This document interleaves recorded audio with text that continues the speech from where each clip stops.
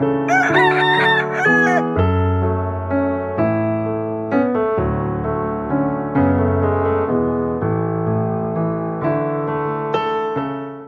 நாமத்திற்கு மகிமை உண்டாவதாக. प्रभु के नाम की महिमा हो।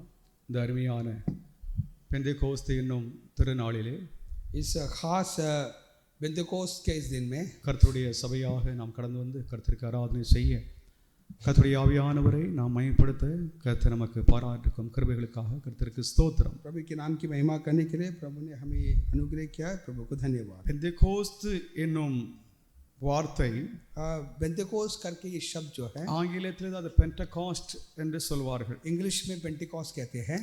இந்த வார்த்தையினுடைய அது அர்த்தம் என்னவென்றால் ये शब्द का मतलब क्या है? 50வது நாள் 50 என்றது எண்ணாகும். 50वां दिन करके कहा जाता है।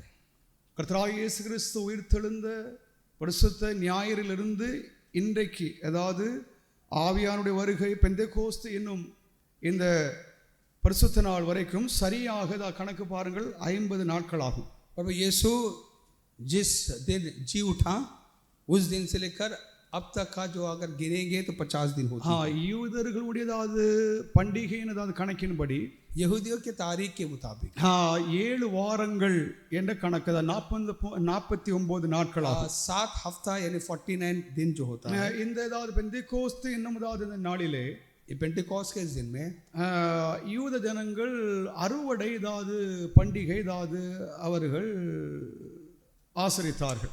जो यहूदी जो है कटनी का त्योहार मनाते हैं।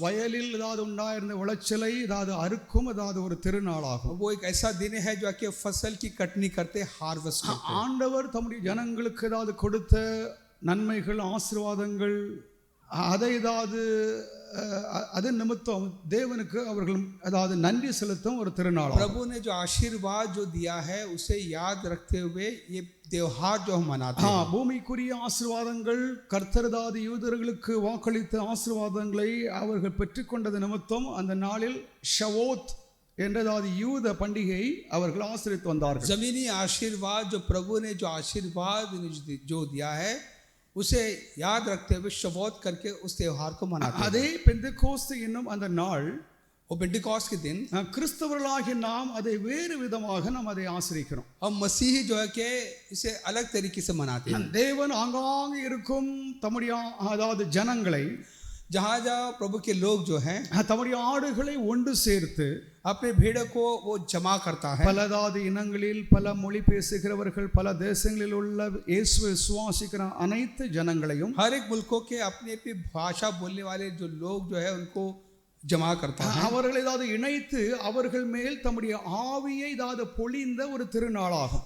उन्हें यहाँ पर मिलाता है, अपने आत्मा को उंडेलता है। உலக ஏதாவது அளவிலே जो दुनिया भर ஆவியானவர் வந்து இறங்கின ஒரு திருநாளாகும். पवित्र आत्मा उतरी हुई दिन है वो। அது ஏதாவது பின்மாறி என்று சொல்லி ஏதாவது பழைய ஏற்பாட்டில் தீர்க்கதரிசனம் உரைக்கப்பட்டிருக்கிறது. बरसात करके कहा जाता है। அதாவது முந்திய ஏதாவது மழை பிந்திய மழை ஏதாவது இஸ்ரவேல் ஏதாவது ஆரம்பத்திலே ஒரு மழை பெய்யும், अगले और के पिछला बरसात जो அதற்கு பின்பாக ஏதாவது பிந்திய மழை ஏதாவது என்றதாவது ஒரு மழை ஏதாவது அந்த தேசத்தில் பெய்வது உண்டு. पिछला बरसात भी बरसती है। அப்போ அதாவது ஆரம்பத்தில் ஏதாவது பெய்த மழையும் அதாவது பிந்தி ஏதாவது பெய்த மழையும் அவர்களுக்கு ஏதாவது மிகுந்த ஆசீர்வாதத்தை கொடுத்தது. पिछला बरसात या के उसके बाद का जो अगला बरसात जो है वो कई आशीर्वादों को लाता है। இங்கே ஏதாவது இந்த ஏதாவது ஆவியானுடைய வருகை, प्रभु की आत्मा का आगमन, இது இரண்டையும் சேர்த்து நம்ம ஏதாவது அது ஆசீர்வதிக்கிறது. वो दोनों का के जुड़ता हुआ हमें आशीष करता है। ஆரம்பத்திலே தேவன் தம்முடைய ஆவியானவர் ஏதாவது பூமியில இறங்கி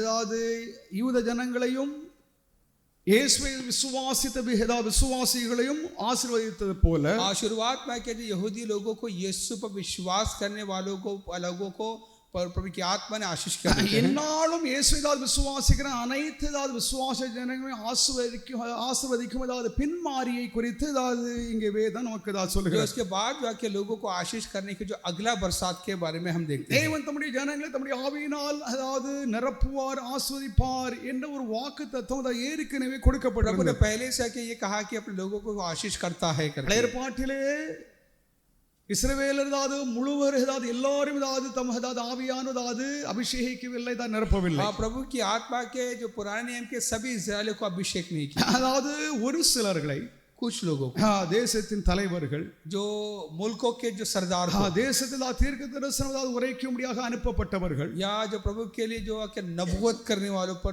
उतरी சில ஆசாரியர்கள் याजकों சில पर அதாவது முக்கியமானதாவது அதிபதிகள் நியாயாதிபதிகளை அதாவது ஆவியானவர் நிரப்பினார் அவர்களை அபிஷேகித்தார் என்று சொல்லி நாம் பழைய ஏற்பாட்டில் நம்ம வாசிக்கிறோம். मुख्य जो दर्जे पे जो रहने वालों को प्रभु की आत्मा उनको भरकर इस्तेमाल किया जाता ஆனால் அதாவது பழைய ஏற்பாட்டில் அதாவது இன்னொரு சத்தியம் அதாவது எழுதப்பட்டிருக்கிறது. है. पुराने नियम में और एक सच्चाई लिखी है. சிலர்கள் மாத்திரமல்ல कुछ लोग नहीं, இயேசுவை விசுவாசிக்கிறவங்க அதாவது எல்லோரும் यीशु पर विश्वास करें सभी, இயேசுவை பின்பற்றுகிறதாவது அனைவரும் यीशु पर विश्वास करें सभी लोग, எல்லாரும் தேவன் தம்முடைய ஆவியினால் நிரப்புவார் அபிஷேகிப்பார் என்று தீர்க்க தரிசனம் அதாவது கொடுக்கப்பட்டிருந்தது. सभी को अभिषेक करेगा करके नबूवत की गई है. அதை இயேசுவானவர் தம்முடையதாவது வருகையின் பொழுது அதை அவர் நிறைவேற்றினார்.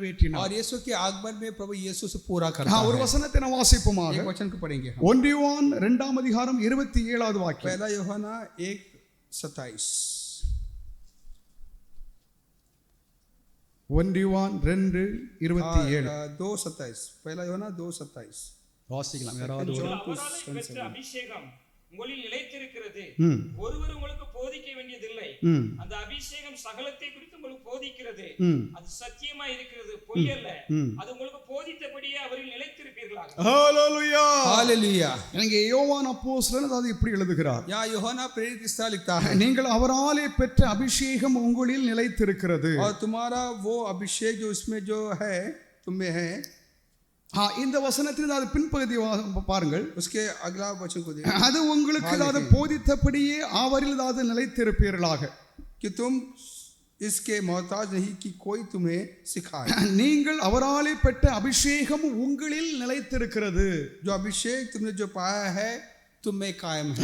அது உங்களுக்கு அதாவது போதித்தபடியே அவரில் நிலைத்திருப்பீர்களாக. वो अभिषेक तुम्हें हर आस्ते पे सिखाएगा लिखा. தேவனுடைய நாமத்திற்கு மகிமை உண்டாவதாக. प्रभु की नाम की महिमा हो. தேவன் தம்முடைய ஜனங்களை தம்முடைய ஆவியினால் அபிஷேகிக்கிறார் என்ற சத்தியம் புதிய ஏற்பாட்டிலே வெளிப்படுத்தப்பட்டிருக்கிறது. नया नियम में ये सच्चाई के बयान की गई कि प्रभु अपने लोगों को आके अभिषेक करता है. சிலர்களை மாத்திரம் அதாவது தேவாவியானவர் அபிஷேகிப்பார் என்பது அதாவது முழுமையான சத்தியம் அல்ல. सिर्फ कुछ लोगों को अभिषेक करेंगे करके जो कहते हैं वो सही नहीं. தேவனுடைய திட்டம் என்னவென்றால் प्रभु का इरादा क्या है? ஒவ்வொரு தேவனுடைய ஜனங்களையும் हर एक प्रभु के लोग, ஒவ்வொரு தேவனுடைய हर एक விசுவாசிகளையும் विश्वासी लोग. இயேசுவை அதிலும் அதாவது நாம் அதாவது கவனிக்க வேண்டியது உண்மை என்னவென்றால் इसमें हम आके और करने की बात क्या है? இயேசுவை பின்பற்றுகிற அனைவரும், यीशु पे जो कि पीछे चले हर एक को, இயேசுவை தான் விசுவாசிக்கிற அனைவரும் यीशु पे विश्वास करने हर एक लोग தேவாவினால் அவர்கள் அபிஷேகம் பண்ணப்பட்டிருப்பார்கள் என்று தேவன் முன் அறிகிறார். प्रभु की आत्मा से वो भरे रहेंगे. प्रभु ने पहले ही आके कहा है.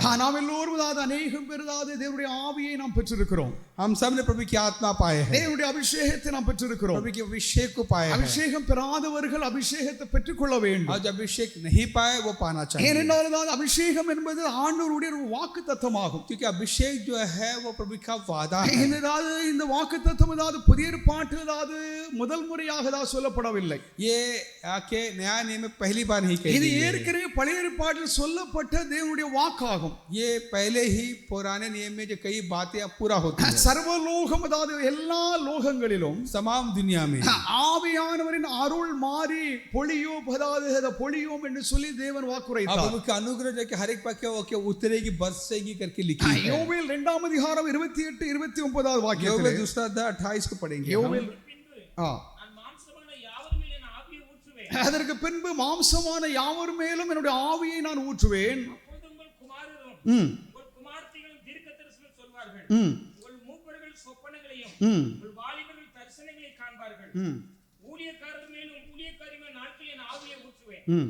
தேவனுடைய நாமத்திற்கு மகிமை உண்டதாக. प्रभु के नाम की महिमा हो. பழைய ஏற்பாட்டிலே தான் இந்த வாக்குத்தத்தம் தான் கொடுக்கப்பட்டது. पुराने नियम में ये वादा दी गई है. இந்த வாக்குத்தத்தத்தை தான் தொடர்ந்து ये वादा के दौरान அந்த ஆவியானவர் தான் மனிதனை தான் முற்றிலுமாக மாற்றக்கூடியவர், மாற்ற முடியும், மாற்றுவார் என்றதாவது ஒரு வெளிப்பாடு ये இருந்தது. पवित्र आत्मा इंसान के जाके हालातों को बदलती है, बदल सकती है, बदलेगी. ஏனென்றால் ஆவியானவர் இல்லாமல் மனிதனதாவது மாற முடியாது. மனிதனுடைய சுபாவங்கள் குணங்கள் மாறுதல் மாறுதல் बिना அடையாது. पवित्र आत्मा का जो इंसान का जो नियत जो स्वभाव नहीं बदल सकती। மனிதனுடைய ஆவியதாவது அவனதாவது மாற்ற முடிவது இல்லை. प्रभु की इंसान की आत्मा से नहीं बदल सकती। தேவ ஆவியானவர் ஒருவரே மனிதனதாவது மாற்றக்கூடும். प्रभु की आत्मा ही इंसान को बदल सकती है। ஆதலால் அது புதிய உடன்படிக்கையிலே इसे नया अहद அவருடையதாவது இருதயத்தில்தாவது என்னுடையதாவது சட்டதிட்டங்களை நான் எழுதுவேன் என்று சொல்லி ஆண்டவரதாவது ஆவியானவர் மூலமாக அதை செய்வேன் என்று சொல்லி தேவன் வாக்குரைத்தார். उसके दिल में अपना कानून को लिखूंगा प्रभु ने कहा। தேவனுடைய நாமத்திற்கு மகிமை प्रभु के உண்டாவதாக. नाम की महिमा। இதை யோவேல் சொன்னதாவது இந்த தீர்க்கதரிசனம் योवेल ने जो कई बातें இதுதாவது மழைதாவது பெய்யும் ஏதாவது ஒரு மாறி ஏதாவது போன்றதாகும். एक बरसात बरसने का जाके एक आके हालात को देखते हैं। இதுதாவது ஒரு மிகவும் பிரபலமான ஒரு தீர்க்க ये தரிசனமாகும். बहुत है कि मशहूर है कि नबी है, இது है। இது வாக்கு தத்தமாகும். ये वादा है। யோவேல் சொன்ன இந்த வாக்கு தத்தம் योवेल ने जो कहा ये जो वादा जो है அதுதாவது தேவ ஜனங்கள் அனைவரையும் அதாவது ஆவியானவர் வந்து சந்திப்பார் என்றதாவது வாக்குதாவது கொடுக்கப்பட்டது. प्रभु की आत्मा के हर एक वाक्य मिलेगी करके देखते हैं। தெரிந்து கொள்ளப்பட்ட சிலர்கள் மேல் மாத்திரமல்ல, सिर्फ चुने गए सिर्फ लोगों के लिए नहीं, அதாவது தெரிந்து கொள்ளப்பட்ட தலைவர்கள் மேல் மாத்திரமல்ல, या सिर्फ चुने गए सिर्फ नेताओं के लिए नहीं, அரசர்கள் மேல் या மாத்திரமல்ல, राजाओं के लिए नहीं, ஆசாரியர்கள் மேல் या மாத்திரமல்ல, याजकों के लिए नहीं, தீர்க்கதரிசிகள் மேல் या மாத்திரமல்ல, नबियों के लिए नहीं, இயேசுவை விசுவாசிக்கிற அனைவரும் மேலும் यीशु पर विश्वास करने वाले हर एक पर ஆவியானவர் வந்து தங்கியிருப்பார் என்று வேதம் நமக்கு இதை சொல்லுகிறது. पवित्र आत्मा उन पर के ठहरेगी लिखी है। தேவனுடைய நாமத்திற்கு மகிமை प्रभु के உண்டாவதாக. नाम की महिमा। அந்த நாட்களிலே उन दिन அதாவது அதாவது பிள்ளைகள் அதாவது தீர்க்க தரிசனம் உரைப்பார்கள். तेरे औलाद आके नबूवत करेगी। ஆண்களும் பெண்களும் தீர்க்க தரிசனம் சொல்வார்கள். लड़का लड़की आके इस प्रकार के तो बेटा और बेटी आके नबूवत करेगी। அவர்கள் தீர்க்க தரிசிகளாக தேவன் மாற்றுவதில்லை. प्रभु ने आके नबी नहीं बनाते, அவர்கள் தீர்க்க தரிசனம் உரைப்பார்கள். वो नबूवत करेंगे। தேவ ஜனங்களுக்கு ஏதாவது உற்சாகம் உண்டாகும்படியாகும். आके लोगों के बीच में आके एक जोश आने के लिए, தேவ ஜனங்களுக்கு தேவன் பரிசுத்தமாக்கும்படியாகும். प्रभु के लोगों को पवित्र करने के लिए, அவர்களுக்கு ஏதாவது ஞானத்தை ஏதாவது நல்லதாவது அறிவை ஏதாவது போதிக்கும்படியாகும். उनको ज्ञान और के समझ उनको देने की, அதாவது வாலிபர்கள் மேலும் அதாவது குழந்தைகள் மேலும் எல்லாரும் மேலும் தேவாவியானவர் வந்து இறங்கி அவர்கள் பற்பலதாவது இப்படிப்பட்ட வரங்களை பயன்படுத்துவார்கள் என்று ஏதாவது யோவேல் சொல்லுகிறார். जवानों बच्चों पर आके इस प्रकार के वैसा इस प्रकार प्रभु की आत्मा के उसके वरदान आके देखा कई नए भाषा बोलेंगे। தேவனுடைய நாமத்திற்கு மகிமை உண்டாவதாக. प्रभु के नाम की महिमा हो। ஆவியானுடைய வருகை, पवित्र आत्मा का आना, இயேசு கிறிஸ்துவானவர் அதாவது பூமிக்கு அதாவது வருவார் என்று அதாவது தீர்க்கதரிசனம் ஏற்கனவே அதாவது பழைய ஏற்பாட்டில் கொடுக்கப்பட்டது. पहले पुराने नियम में यीशु मसीह के आगमन के बारे में लिखे हैं। இப்படிப்பட்டதாவது ஒரு ரட்சகர் ஒரு மீட்பர் வருவார் என்று, ऐसा उद्धार करता आता है, உலகத்தை ஏதாவது ரட்சிக்கதாவது இப்படி ஏதாவது ஒரு ரட்சகர் ஏதாவது பரப்பார் என்று दुनिया को छुड़ाने के लिए आने वाला है। பழைய ஏற்பாடு அதாவது முழுவதும் இயேசு கிறிஸ்துவை குறித்து எழுதப்பட்டிருக்கிறது. पुराने नियम के तमाम की यीशु के बारे में लिखा है। ஒவ்வொரு பழைய ஏற்பாட்டின் புஸ்தகமும் हर एक किताब जो पुराने नियम के இயேசுவை மையமாக அதாவது வைக்கப்பட்டு அது எழுதப்பட்டிருக்கிறது. यीशु को इशारा करती அது है। ஆதியாகமமா இருக்கட்டும், उत्पत्ति हो யாத்ராகமமா या இருக்கட்டும், निर्गमन हो இல்லையென்றால் அதாவது எண்ணாகமா இருக்கட்டும், या गिनती हो லேவியாராகமா இருக்கட்டும், या लेवी இல்லையென்றால் किताब हो உபாகமமாக இருக்கட்டும், या व्यवस्था இந்த हो, ஒவ்வொரு हर புஸ்தகத்திலும் एक किताब में அவருடைய மைய பொருள், उसका जो मुख्य जो आके जो चीज जो है, அவருடைய சென்ட்ரல் சப்ஜெக்ட் उसका जो आके मुख्य जो पात्र जो है இயேசுவானவராகும். यीशु है। देखिए இயேசுவை அதாவது முன்வைத்து தான் यीशु को रखे, ஆவியானவர் இயேசுவின் ஆவியானவர் அதாவது அந்த எழுத்தாளர்கள் அதாவது வசித்து அவர்கள் இயேசுவை குறித்து அதாவது அவர்கள் எழுதினார். यीशु की आत्मा के उनको आके इस प्रकार के लिखने के लिए उन्हें आके इस प्रकार के उकसाया। தேவனுடைய நாமத்திற்கு மகிமை உண்டாவதாக. प्रभु के नाम की महिमा हो। கிறிஸ்து தம்முடைய போதகத்தில் இப்படி சொல்கிறார். यीशु अपने शिक्षा में ऐसे कहता பழைய है, ஏற்பாட்டில் அதாவது தீர்க்கதரிசிகள் அதாவது இவர்கள் எல்லாவற்றிலும் அதாவது என்னை குறித்து எழுதப்பட்டிருக்கிறது என்று சொல்லி அவர் சொல்கிறார். पुराने नबियों ने कि मेरे बारे में जिक्र किया करके இங்கே ஆவியானவர் அதாவது தம்முடைய அதாவது விசுவாச ஜனங்கள் மூலமாக यहाँ पवित्र आत्मा के विश्वासियों के जरिए குமாரர்களும் குமாரத்திகளும் तेरा बेटा और बेटी தீர்க்க தரிசனம் அதாவது சொல்வார்கள், தரிசனங்கள் காண்பார்கள், அவர்கள் அதாவது வெளிப்பாட்டை காண்பார்கள் என்று சொல்லி யோவேல் சொல்லுகிறார். नबूवत करेंगे, दर्शन देखेंगे, இது ஒரு வாக்குத்தத்தமாகும். एक वादा है। இந்த வாக்குத்தத்தத்தை தான் நாம் பெற்றுக்கொள்ள வேண்டும். ये वादा को हम पाना है। அதை வாஞ்சிக்கிறவர்கள், हम जो से அதை चाहते हैं, விரும்புகிறவர்கள், जो पसंद அதை करते हैं, தேடுகிறவர்கள், जो ढूंढते அதை हैं, பெற்றுக்கொள்கிறார்கள். उसे पाते हैं। அதை வாஞ்சிக்காதவர்கள், जो चाहते नहीं, அதை தேடாதவர்கள், जो ढूंढते नहीं, அதை தான் பெற்றுக்கொள்வது वो இல்லை. नहीं पा सकते। தேவனுடைய நாமத்திற்கு ஸ்தோத்திரம். प्रभु की नाम की महिमा இந்த हो। வாக்கியம் ये जो वचन புதிய ஏற்பாட்டில் அது நிறைவடைந்தது என்றதாவது பேதுரு எழுதுகிறார். पुराने नियम में ये पूरा होता है करके हम देखते பழைய हैं। ஏற்பாட்டில் சொல்லப்பட்ட அந்த தீர்க்க தரிசனம் புதிய ஏற்பாட்டில் நிறைவேறியது. पुराने नियम में जो नबूवत जो है नए नियम में पूरा होती है। எழுதப்பட்டதாவது அந்த தீர்க்க தரிசனம், जो लिखी हुई जो नबूवत, கொடுக்கப்பட்ட அந்த வாக்குத்தத்தம், जो वादा जो दी गई है, அது புதிய ஏற்பாட்டில் वो நிறைவேறுகிறது. नया नियम में पूरा होती है। அப்போஸ்தலர் நடபடிகள் 2ஆம் அதிகாரம் 17வது வாக்கியத்திலே प्रेरित की किताब 2 के ம் ம் ம் ம் ம் ம் ஹalleluya. Hallelujah. இங்கே யோவேல் சொன்னதாவது தீர்க்க தரிசனம் அதாவது இங்கே நிறைவேறியது என்று பேதுரு பிரசங்கம் பண்ணுகிறார். या पतरस कहते हैं कि योवेल ने जो नबूवत की यहाँ पर पूरा होता है। உலகமெங்கிலும் ஆவியானவருடைய வருகையினதாவது கிரியைகளதாவது நாம் அதாவது காணுகிறோம். प्रभु के जो आगमन का क्रिया तमाम दिनों में हम देखते हैं। ஆவியானவருடைய கிரியைகளினாலே पवित्र आत्मा का क्रिया, ஆத்துமாக்களதாவது இயேசுவை அறிகிறார்கள். जो आत्मा जो है कि यीशु को पहचान में आते இயேசுவுடைய हैं, ரட்சிப்பை அவர்கள் यीशु பெறுகிறார்கள். के उद्धार को पाते हैं, தேவனுடைய திட்டங்கள் எல்லாம் நிறைவேறுகிறது. प्रभु का इरादा पूरा होता है। ஆவியானவர் பலத்த கிரியைகளை தான் ஆதி முதல் இந்நாள் வரைக்கும் அவர் செய்து पवित्र கொண்டிருக்கிறார். आत्मा का सामर्थ्य क्रिया कर रहा है शुरू से आज ஆவியானவருடைய तक। கட்டுப்பாட்டு தான் உலகம் அதாவது உலக ஜனங்கள் தான் இருக்கிறார்கள். आज आत्मा के जो के ताबे में के जो के तमाम दुनिया है। ஆவியானவர் தான் நம்மை தான் நிரப்பியிருக்கிறார், நம்மை அபிஷேகித்திருக்கிறார், நம்மை ஆட்கொண்டிருக்கிறார், நம்மை நடத்துகிறார். पवित्र आत्मा हमें अभिषेक किया, हम पर प्रभुता करता है, हमें अगुवाई करता है। தேவனுடைய நாமத்திற்கு மகிமை प्रभु உண்டாகட்டும். के नाम की महिमा हो। ஆவியானவர் தான் நம்மில் இருக்கிறாரா என்பது தான் சில நேரங்களிலே நம்ம அதை அறியாமல் இருக்கிறோம். हम कई बार इस बात से अनजान है कि पवित्र आत्मा हमें है कि नहीं நம்மில் है। ஆவியானவர் இருக்கிறாரா, हमें पवित्र आत्मा है क्या, ஆவியானவர் நம்மை நடத்துகிறாரா, हमें वो अगुवाई करता है क्या। என்றதாவது நம்மை நாம் அதாவது அறிந்தும் அறியாமலும் நாம் இருக்கிறோம். हम कई बार जानकर अनजान होते हैं। தேவனுடைய நாமத்திற்கு ஸ்தோத்திரம். प्रभु के नाम की महिमा நாம் हो। அதாவது ஜெபிக்கிற சமயத்திலே हम जब प्रार्थना करते हैं, ஏனென்றால் ஆவியானவர் நம்மை நடத்தும் சிலதாவது தருணங்களில் जो पवित्र आत्मा जिस तरीके से हमें चलाता है, ஆவியினதாவது அவருடையதாவது ஆளுகை என்று இது நடைபெறவில்லை என்று சொல்லி பின்னால் நாம் அறிந்து கொள்கிறோம். हम बाद में जान पड़ते हैं कि प्रभु के जो आत्मा की अगुवाई के बिना ये नहीं हो सकता। ஆவியானவர் மூலமாக நாம் அதாவது ஆண்டவருக்கு நாம் ஆராதனை செய்ய முடியாக கொடுக்கிறோம். हम आके प्रभु की आराधना पवित्र आत्मा के जरिए करने के लिए जमा हुए हैं। ஆவியினால் நிரம்பி நாம் அதாவது ஆண்டவருக்கு ஆராதனை செய்கிறோம். आत्मा से भरकर प्रभु की आराधना करते ஆவியானவர் हैं। நம்மை நிரப்புகிறார். आत्मा में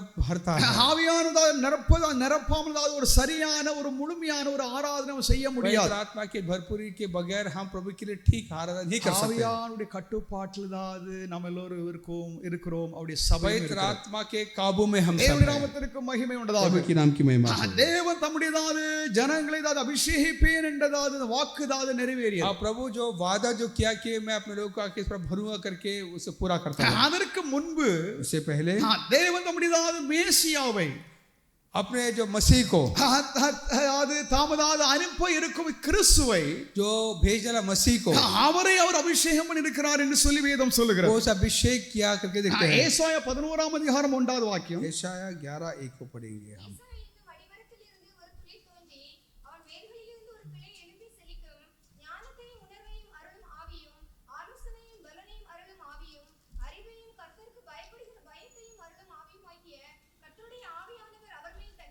தேவனுடைய நாமத்திற்கு மகிமை प्रभु के உண்டாகட்டும். नाम की महिमा हो। மேசியாவின் மேலதாவது தேவனுடைய ஆவியானவர் வந்து தங்கியிருப்பார் என்றுதாவது இங்கே ஏசாயா தீர்க்கதரிசனம் உரைக்கிறார். आज जब मसीह पर आके जाके आत्मा के ठहरेंगी करके यशायाह कहता है।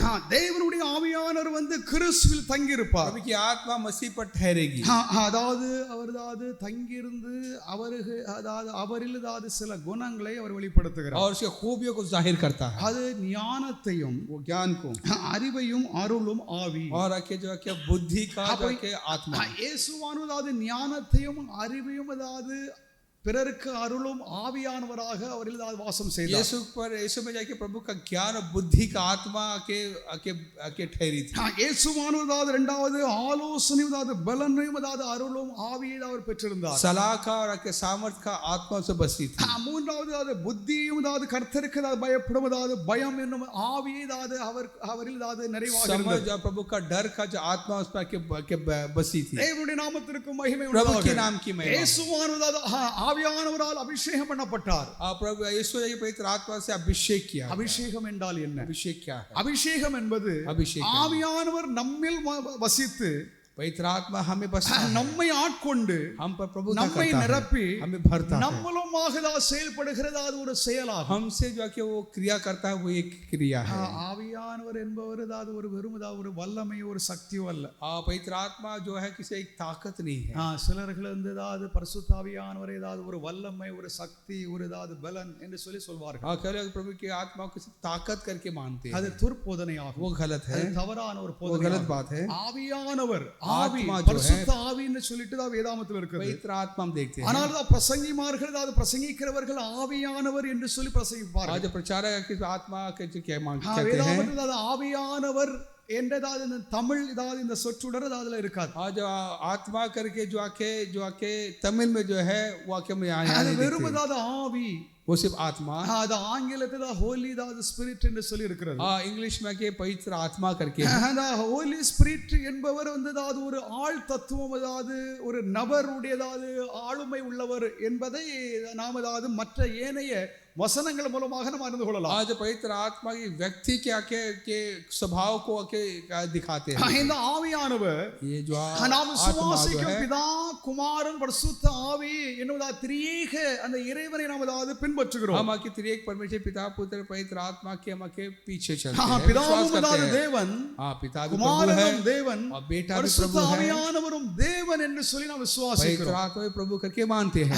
அது மூவரும் மூன்று கடவுளர்கள் அல்ல. ये तीनों के तीन देवताएं नहीं है, அதாவது மூன்று கடவுள்கள் பிரிந்த தனிப்பட்ட கடவுள்கள் அல்ல. तीनों के अलग-अलग देवता नहीं है, அது ஒரே இறைவன், एक ही प्रभु है. அது ஒரே அந்த சாராம்சத்திலே वो एक ही प्रभु में மூன்று நபர்கள் தான் செயல்படுகிறார்கள். तीन व्यक्ति जाहिर பிதாவும் தேவன், पिता भी प्रभु है, குமாரனும் தேவன், बेटा பரிசுத்த ஆவியானவரும் தேவன். पवित्र आत्मा भी प्रभु है. அதாவது இவர்கள் மூவரிலும் அதாவது ஒருவருக்கு ஒருவர் அதாவது பெரியவராகவோ சிறியவராகவோ அதாவது அங்கே கணக்கு படுவதில்லை. अब छोटा बड़ा करके नहीं है. அதாவது பிதாவுக்கு அதாவது குமாரன் கட்டுப்பட்டவர் என்றும் அதாவது குறைந்த கடவுள் என்ற அந்த வடிவத்திலே அதாவது நாம் விசுவாசிப்பது இல்லை. आगे जो पिता के नीचा के बेटा करके उस तरीके से हम नहीं देखते. கடவுள் என்றதாவது அந்த நிலையிலே आज प्रभु करके उस பிதாவும் குமாரனும் ஒன்றிணைந்து ஒரே நிலையாக இருக்கிறார்கள், एक ही स्थिति में है. இதை நாம் அதாவது ஆழமாக அறிந்து கொள்வது முடியாத ஒரு காரியம். इसी गहराई में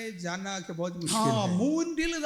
ஒன்றில் மூன்று பேர் எப்படி இருக்கிறாங்க, एक में तीन कैसा हो सकता है. அநேகம் பேர் கூட சந்தேகம் அதுதான். पहले कुछ यही है, நீங்க ஒரு கடவுள்னு சொல்லுகிறீங்க, एक प्रभु कहते அந்த ஒரு கடவுள் பிதாவின் கடவுள்னு சொல்லுகிறீங்க, குமாரன் கடவுள்னு சொல்லுகிறீங்க, பரிசுத்த ஆவியாரும் கடவுள்னு சொல்லுகிறீங்க. आज पिता भी प्रभु कहते हैं, बेटा भी प्रभु, पवित्र அப்ப மூன்று கடவுளர்கள் ஆயிட்ட, तीन देवता तीन प्रभु हो गया.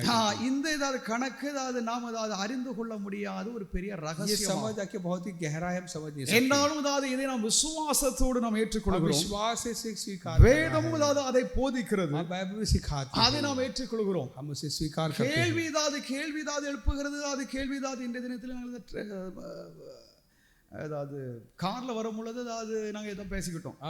अब आने के समय यही बात कर रहे हैं. மனிதனுக்கு ஏராளமான கேள்விகள் இருக்கிறது. इंसान के अंदर कई सवाल आते हैं. ஒரு கேள்விக்கு நாம் பதில் கொடுத்து விட்டோம் என்றால் एक सवाल का जवाब அதோடு முடிந்து விடுகிறது என்பது அல்ல. आप पूरी नहीं होती. நாம் பதில் கொடுத்த பின்பும் जवाब देने அது கேள்வியாக எழும்பும், और सवाल उठेगी. அப்ப இது செயின்லெஸ், அதாவது மாறி வரும், அதாவது தொடர்ச்சியான ஒரு நிலையிலே மனிதர்கள் இருக்கிறார்கள். ये सवालों का सिलसिला चलती है.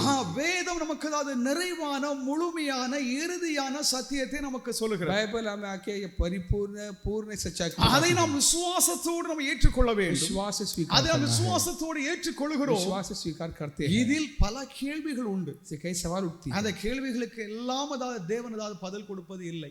हर सवाल का प्रभु जवाब नहीं देता. உதாரணமாக இப்படி ஒரு கேள்வி எடுத்துக்காங்க. सवाल पूछ கடவுள்கிட்ட போய் நீங்க प्रभु से जाकर, கடவுளே ये प्रभु நீங்க எப்போ உருவாகுனீங்க, உங்களை யார் உருவாக்குனார் அப்படின்னு சொல்லிட்டு அவர்கிட்ட கேட்டா आपका उत्पन्न कैसा हुआ करते, இந்த கேள்விக்கு அவர் பதில் கொடுக்க முடியுமா? क्या इस सवाल का जवाब दे सकते हैं? இல்லையென்றால் பதில் அவர் கொடுக்க முடியவில்லை என்றால் அவர் கடவுள் இல்லை என்று சொல்லி சொல்லுவோமா? क्या जवाब नहीं दे सकते तो क्या प्रभु नहीं है क्या? மனிதனுடைய இந்த சந்தேகங்கள் கேள்விகளுக்கு ஒரு குறிப்பிட்ட எழுகை இருக்கிறது. इंसान का शक का कोई एक सीमा होती है। நம்முடையதாவது மனிததாவது இந்த சிந்தைதான் மனித எண்ணங்கள் அது ஒரு குறிப்பிட்டதாவது ஒரு நிலையில் அதுதாவது கட்டுப்பட்டிருக்கிறது. इंसान का सोच और समझ का एक हद होती है। தேவனுக்குரியதை நாமதாவது தேவனதாவது விஷயத்தை நாமதாவது ஆழமாக நாமதாவது அறிந்து கொள்ள முடியாத ஒரு நிலை இருக்கிறது. प्रभु के जो के नियतों को स्वभाव का जो के समझना वो बेहद எல்லாவற்றையும் அறிந்திருக்கிற இறைவன் ஒருவருக்கு மாத்திரம் தான் தன்னை குறித்து அவருக்கு அது முழுமையாக தெரியும். जो सब कुछ जानता है प्रभु एक ही जानता है। தேவனதாவது ஒருவருக்கு அது தன்னை குறித்து அது முழுமையானது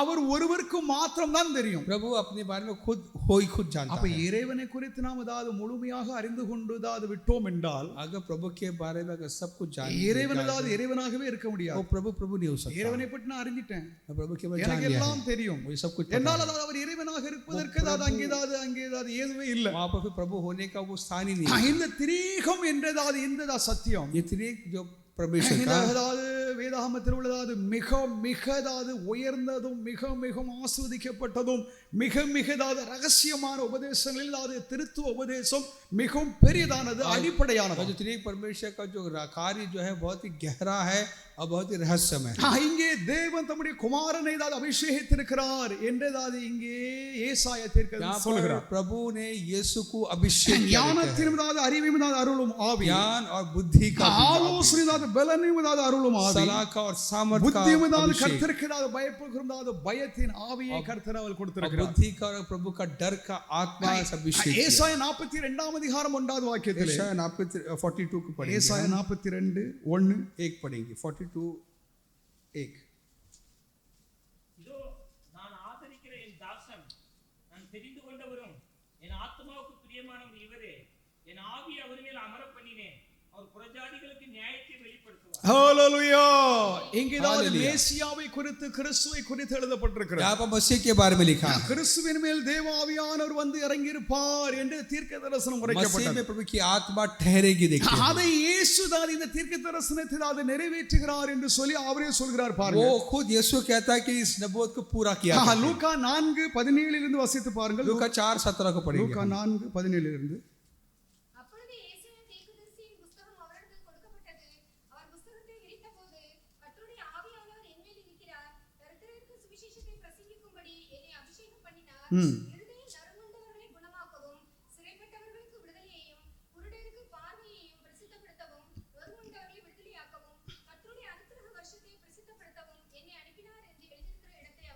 ஹalleluya हालेलुया। இங்கேதான் அவர் நாசரேத்தினும் ஜெபாலயத்தில் வந்ததாக அங்கேதான் நின்றார்। यहाँ नासरत में आके प्रार्थनालय में यहाँ पर खड़ा हुआ। அங்கேதான் ஜனங்களதாவது அவருக்குதாவது ஏசாயாதாவது எழுதினதாவது அந்த புத்தகத்தை தான் அவரிடம் கொடுத்தார்। ஏசாயா का किताब उसे दिया। அவர் சரியாக அந்த பகுதிதாவது அவர்தாவது திறந்து और उस हिस्से में आया वो।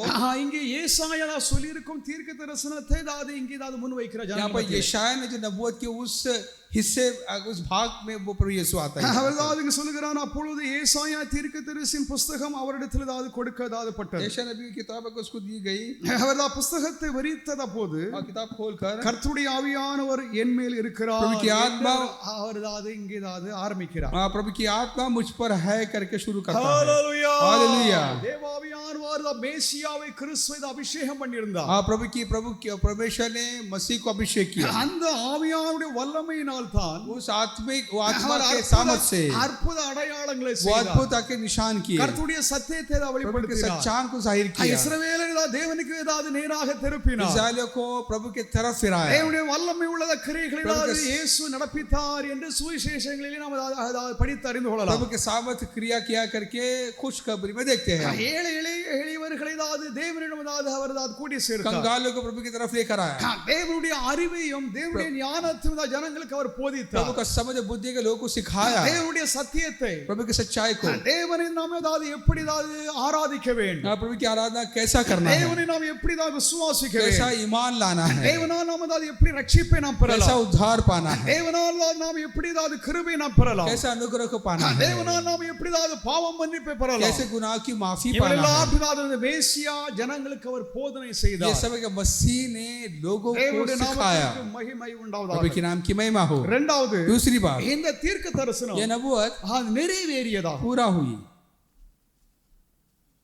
பரிசுத்தாவியானவர் அதாவது இப்படி வருவார் என்று முன்னறிவிக்கப்பட்டது. पवित्र आत्मा आएंगे करके पहले कहा गया.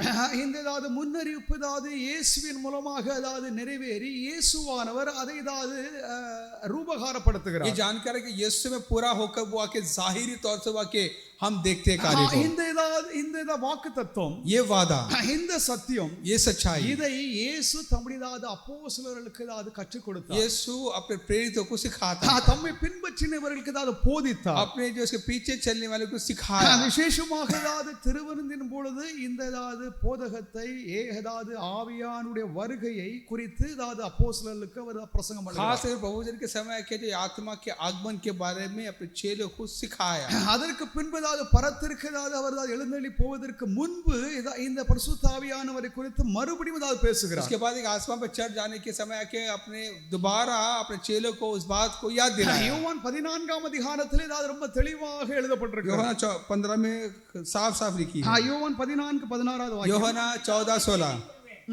அப்பொழுது என்றென்றைக்கு உங்களுடனே கூட இருக்கும்படிக்கு சத்திய ஆவியாக வேறொரு தேற்றவாளனை அவருக்கு தந்தருளுவார். ஹalleluya. ஹalleluya. இங்கே சத்திய ஆவியாகிய வேறு ஒரு தேற்றவாளனை உங்களுக்கு அவர் தந்தருளுவார் என்று சொல்லி இயேசு போதனை செய்கிறார். सच्चाई की आत्मा यानी जो मददगार जो है तुझे आके तुमको आके मैं भेजूंगा के कहा.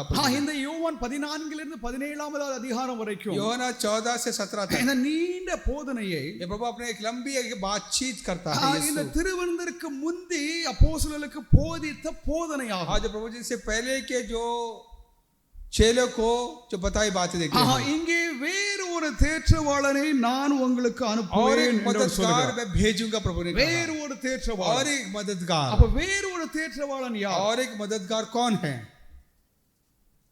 அப்போ ஒரு தேற்றவாளன் ஒருவர் இருக்கிறார். एक मददगार है வேறு ஒரு தேற்றவாளனை அனுப்புவேன் என்று சொல்லி இயேசு சொல்கிறார். और एक मददगार भेजूंगा. அப்போ இயேசுவை பின்பற்றினவர்களுக்கு இயேசு ஒரு தேற்றவாளனாக இருந்தார். हाँ, तो यीशु के पीछे चलने वालों के लिए यीशु एक मददगार था. இங்கே இயேசுவானோ தம்முடைய அப்போஸ்தலர்களுக்கு வேறு ஒரு தேற்றவாளனை நான் உங்களுக்காக அனுப்புவேன் என்று तुम्हारे लिए சொல்கிறார். और एक मददगार को भेजूंगा कहा. இங்கே யோவான் 14:16 நம்ம வாசித்தது போல யோவானா 14:16 में जैसे அதை மறுபடியும் வாசிக்கலாம். 14 பிதாவை வேண்டிக் கொள்வேன். அப்பொழுது என்றென்றைக்கு உங்களுடனே கூட இருக்கும்படிக்கு சத்திய ஆவியாக வேறொரு தேற்றவாளனை அவர்களுக்கு தந்தருளுவார். ஹalleluya. हालेलुया. இப்பொழுது உங்க கூட அது எப்பொழுதும் இருக்க மாட்டேன். मैं हमेशा तुम्हारे साथ नहीं रहता. அதாவது இந்த சரீர இந்த நிலையிலே इस जिस्मानी हालात में நீங்கள் காணும் விதத்திலே जैसे तुम देखते हो. இப்பொழுதாவது இயேசுவானவர் அதாவது பூமியிலே அதாவது மனிதனாக இந்த அதாவது நிலையிலே மனிதனாக இருக்கிறார். अभी यीशु जो के बीच एक इंसान के हालात में இந்த நிலையில் அதாவது உங்களோடு நான் அதாவது என்றும் இரேன். इस हालात में हमेशा के लिए அதனால் நான் வேறு ஒரு தேற்றவாளனை உங்களுக்கு அனுப்புவேன். और एक मददगार भेजता हूं. உங்களோடு என்றென்றும் இருப்பார் वो என்பார். हमेशा तुम्हारे साथ रहती है. ஹalleluya. हालेलुया. ஆவியானவர் நம்மோடு என்றென்றும் இருக்கும்படியாக पवित्र அனுப்பப்பட்டிருக்கிறார். आत्मा हमेशा मेरे साथ रहने के लिए भेजा गया. அப்போஸ்தலரை அதாவது பலப்படுத்தவும் उन्हें मजबूत करने. அப்போஸ்தலருக்கு அதாவது இயேசுவின் சத்தியத்தை எடுத்ததாவது விளக்கி காண்பிக்கவும் प्रेरितों को यीशु के सच्चाई को के समझाने के लिए. அதாவது அப்போஸ்தலர்கள் அதாவது சீஷர்கள் இயேசுவின் சுவிசேஷத்தை அறிவிக்கவும் और यीशु के जो खुशखबरी को प्रेरित के फैलाने के लिए. இயேசுவின் அற்புத அடையாளங்களை அவர்களுக்கு செய்வோம். अद्भुत निशान करने के लिए. ஆவியானவர் அதாவது அவர்கள் அதாவது என்றும் நிலைத்திருந்தால் ஒழிய पवित्र आत्मा उनके साथ हमेशा रहा. அவர்களால் அதை செய்ய முடியாது. वो खुद नहीं कर पाएंगे. ஏன்னா இப்பொழுது இயேசு அவங்க கூட இருக்கிறாங்க. यीशु उनके साथ है. அவர்கள் அதாவது இயேசுவின் நாமத்தில் அதாவது அற்புத அடையாளங்களை செய்ய முடியும் செய்தார்கள். यीशु के नाम से उन्होंने अद्भुत काम किया. இயேசுதா சென்ற பின்பு यीशु जाने के बाद அவர் ஆவியானவர் மூலமாக पवित्र आत्मा के जरिए ஆவியானவர் அதாவது அந்த ஒத்தாசையோடு पवित्र आत्मा के मदद ஆவியானவருடைய से அபிஷேகத்தோடு उसके अभिषेक से ஆவியானவருடைய அதிகாரத்தோடு उसके अधिकार से இயேசுவின் பணியை செய்யும்படியாக இயேசு அதாவது அவர்களுக்கு அதாவது கற்றுக் கொடுக்கிறார். यीशु का काम करने के लिए यीशु उन्हें सिखाता है. தேவனுடைய நாமத்திற்கு மகிமை. प्रभु के नाम की महिमा हो. இந்த पैराक्लेटोस என்ற அதாவது ஒரு வார்த்தை ये பயன்படுத்தப்பட்டது. ग्रीक में के पैराक्लिटोस जो कि शब्द का इस्तेमाल இந்த किया गया है. पैराक्लेटोस என்றதாவது இந்த கிரேக்க வார்த்தை ये पैराक्लिटोस जो कि ये जो ग्रीक शब्द जो है அதாவது உதவி செய்யதாவது அழைக்கப்பட்டவர். ये मददगार है. அதாவது உதவி செய்யும்படியாக அழைக்கப்பட்டவர் என்ற பொருள். मददगार है वो. இந்த पैराक्लेटोस என்றதாவது உதவி செய்பவர் ये पैराक्लिटोस जो है இது சாதாரண அதாவது ஒரு அதாவது மனித அதாவது நடவடிக்கைகள் அதாவது பயன்படுத்தப்பட்ட ஒரு வார்த்தை தான். इंसान के के आम आके इंसानों के बीच आम आके इस्तेमाल किया गया ये शब्द है। ஆகிலும் அதாவது இதை அதாவது ஆவியானவருக்கு அதாவது இங்கே இயேசு அதாவது சூட்டுகிறார். लेकिन यहाँ पर आके यीशु जो है कि पवित्र आत्मा को ये शब्द आके वो आके इस्तेमाल करता है விசுவாசிகளுக்கு உதவி செய்யும்படியாக, विश्वास का मददगार होगा, விசுவாசிகளை பலப்படுத்தும்படியாக, विश्वास को मजबूत करने, விசுவாசிகளை ஊக்கப்படுத்தும்படியாக, उत्साह करने, விசுவாசிகளுக்கு அதாவது வரங்களை வல்லமைகளை தரும்படியாக, वरदान और सामर्थ्य देने के அதாவது உதவி செய்யும்படியாக அழைக்கப்பட்டவர், मददगार करके भेजा गया। தேவனுடைய நாமத்திற்கு ஸ்தோத்திரம். प्रभु की नाम की महिमा हो।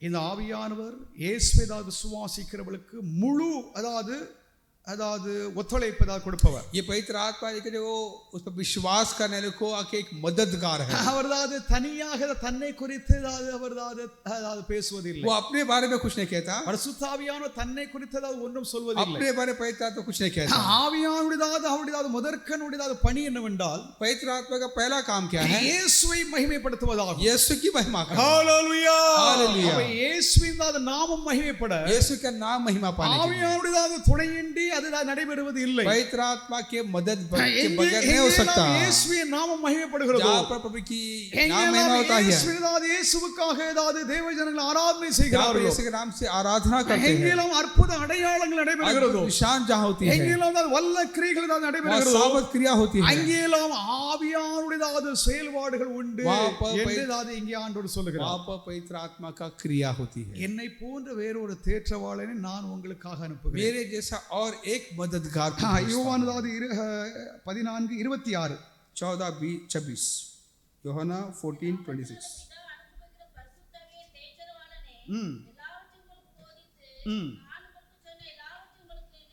ஹalleluya हालेलुया।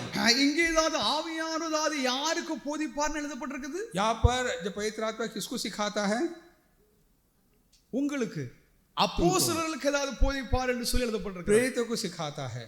எல்லா விசுவாசிகள் ஆண்டவரை பின்பற்றுகிறது எல்லாருக்கும் ஆவியான போதிச்சிட்டு இருந்தாருன்னா நம்ம விசுவாச வாழ்க்கை செய்ய முடியாது. हर एक को आके पवित्र सिखाते हैं तो आके विश्वास जिंदगी இதை நாம் சரியாக அறிந்து கொள்ள வேண்டும். ये जानना है। இதனுடைய ஒரு பகுதியை தான் நாம் வாசித்ததா வசனம். ये जो हिस्सा हमने पढ़े थे हमने, அதாவது 1 யோவான் 2:27 पहला ना யோவானா அவராலே பெற்ற அபிஷேகம் உங்களில் நிலைத்திருக்கிறது. வாசிங்க, தொடர்ந்து வாசி. ஒருவரும் உங்களுக்கு போதிக்க வேண்டுவதில்லை.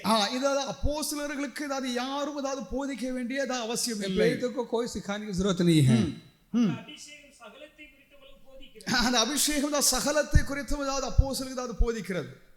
அது சத்தியமாய் இருக்கிறது. அது சத்தியமாக இருக்கிறது, அது பொய் அல்ல. அது உங்களுக்கு போதித்தபடி அவர் நிலைத்திருக்கிறது. அது உங்களுக்கு போதித்தபடி அவரில் நிலைத்திருங்கள் என்று சொல்லி அப்போஸ்தலர்களுக்கு வாக்களித்த வசனமாகும். आज प्रेरितों को जो दिया हुआ वादा वचन है, இதை எடுத்துக்கொண்டு ஒவ்வொரு விசுவாசியும் நான் பரிசுத்த ஆவியானவரை பெற்றிருக்கிறேன், मैं पवित्र आत्मा ஆவியானவர் என்கிட்ட பேசுகிறாரு, पवित्र आत्मा से யார் எனக்கு போதிக்க வேண்டாம், போயா सिखाने की जरूरत யார் எனக்கு போதிக்க வேண்டாம், वो सिखाने ஆவியானவர் என்கிட்ட பேசிட்டாரு, मुझे आत्मा ने बात किया है। யார் நீங்க சத்தியம் யார் போதித்தா நான் ஏற்றுக்கொள்ள மாட்டேன். कोई भी सिखाया तो मैं नहीं। இந்த வசனத்தை அவர் தவறாக பயன்படுத்துகிறார், தப்பு. ये वचन को गलत इस्तेमाल இந்த வாக்குத்தத்தம் யாருக்கு கொடுக்கப்பட்டதால் அப்போஸ்தலர்களுக்கு. वादा किसको दिया गया है? प्रेरितों को। அப்போஸ்தலர்கள் தான் அதை சபை நடத்தும்படியாக கொடுக்கப்பட்ட வாக்குத்தத்தமாகும். प्रेरितों को जो कलीसिया चलाने के लिए दिया वादा है। தேவனுடைய நாமத்திற்கு மகிமை உண்டாவதாக. அதனால் நம்முடைய சபை அப்போஸ்தலர் அந்த ஆளுமையில் இருக்கிறது. इसलिए हमारा अपना कलीसिया जाके जो प्रेरितों के जाके और प्रभुता में है। அப்போஸ்தலர் போதனையில் புதிய எருசலேம் சபை நிலைத்திருக்கிறது. प्रेरितों के शिक्षा में आके इस प्रकार அப்போஸ்தலர் புதிய ஏற்பாட்டில் போதித்த அந்த சத்தியத்தில் சபை நிலைத்திருக்கிறது. नए नियम के जो सच्चाई में आके जो के प्रेरितों के शिक्षा में कलीसिया है। தேவனுடைய நாமத்திற்கு மகிமை உண்டாவதாக. नाम की महिमा।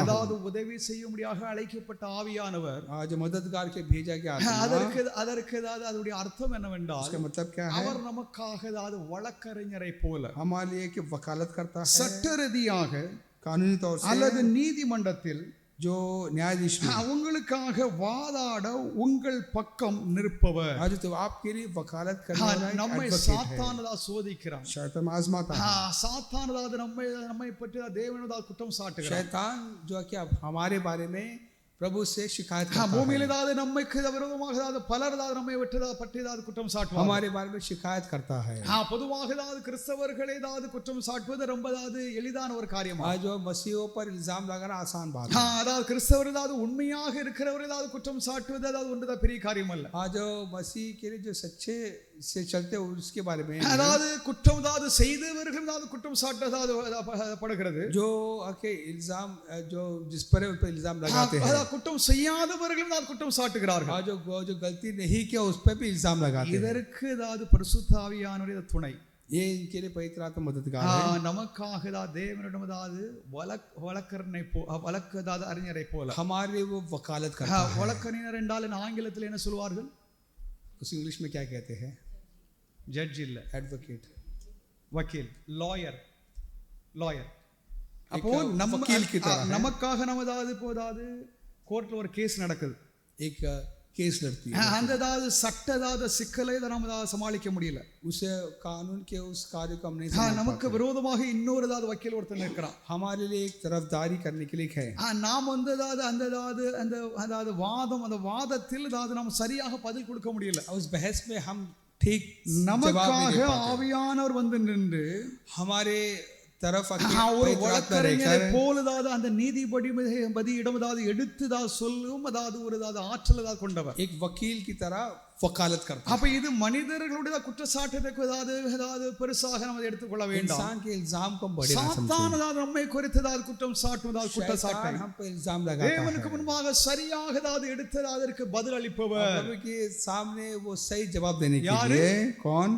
ஆவியானவர். पवित्र आत्मा। ஹalleluya. ஹalleluya. ஆவியானவர் நமக்காக ஏதாவது வழக்கறிஞரை போல பிதாவுக்கு முன்பாக தேவனுக்கு முன்பாக நமக்காக நம்முடைய காரியங்களை எடுத்து உரைப்பவர். पवित्र आत्मा जो है कि वकील बनकर हमारे तरफ से वो वकालत करता है, நமக்காக அவர் வாதாடுகிறார். वो वकालत करता है। இரண்டாவது ஆலோசகர், உதவியாளர், वाकई हमारे लिए सलाह देने वाला है, मददगार है। கடினமான ஏதாவது தருணங்களில் जो कई मुश्किल हालातों में உங்களுக்கு ஏதாவது அறிவுபூர்வமான வழிகாட்டுதலையும் तुम्हारे लिए एक मार्गदर्शन देने के लिए உதவியும் தான் செய்பவர், मददगार है। நம்முடைய வாழ்க்கையில் பல விதமான கடினமான சூழ்நிலைகளிலே நம்ம தான் சென்று கொண்டு कई बार कई मुश्किल रास्ते से हम गुजरते हैं, நாம் என்ன ஏதாவது எப்படி தான் செல்வது என்ன செய்வது என்று சொல்லி நமக்கு தெரியாம இருக்கு. क्या करें हमको समझ नहीं होती, நமக்கு தான் சரியான அறிவு இல்லை, हमको सही समझ नहीं, நாம் என்ன செய்வது என்று சொல்லி திக்குமுக்காடி கொண்டிருக்கும் हम कई வேளையிலே बार आके उलझे रहते कि क्या அந்த करें। கடினமான சூழ்நிலைகளில் ऐसे हालात में நமக்காக हमारे लिए அறிவு பூர்வமான एक समझदारी से भरा हुआ வழிகாட்டுதலையும் मार्गदर्शन करने वाला உதவியும் அதாவது ஆவியானவர் செய்கிறார் என்று இந்த பாராக்லேட்டோஸ் என்ற வார்த்தையினுடைய ये அர்த்தமாகும். मददगार है, हेल्पर है करके देखते हैं। தேவனுடைய நாமத்திற்கு மகிமை உண்டாதாக. प्रभु के नाम की महिमा। பல சூழ்நிலைகளில் நம்ம பல விதத்தில் நம்ம கவலைப்படுவோம். हम कई बार आके फिक्र करते हैं। அப்ப ஆவியானவர் நமக்கு நல் வழிகளை காட்ட நாம் ஆவியானவருக்கு எவ்வளவாக நம்ம அர்ப்பணிக்கிறோமோ, पवित्र आत्मा हमें सही मार्गदर्शन देने के लिए अपने आप को எவ்வளவாக கீழ்ப்படுகிறோமோ, पवित्र आत्मा का अधीन रहे, அப்படிதான் அந்த கீழ்ப்படிதலுக்கு ஏற்றபடி நமக்கு அவர் உதவி செய்வார். उस अधीन के मुताबिक आके पवित्र आत्मा मदद करता है, நல்ல ஆலோசனை தருகிறார், अच्छा सलाह देता है, அவர் நமக்கு உதவி செய்கிறார், मदद करता है। தேவனுடைய நாமத்திற்கு ஸ்தோத்திரம். प्रभु के नाम की महिमा हो।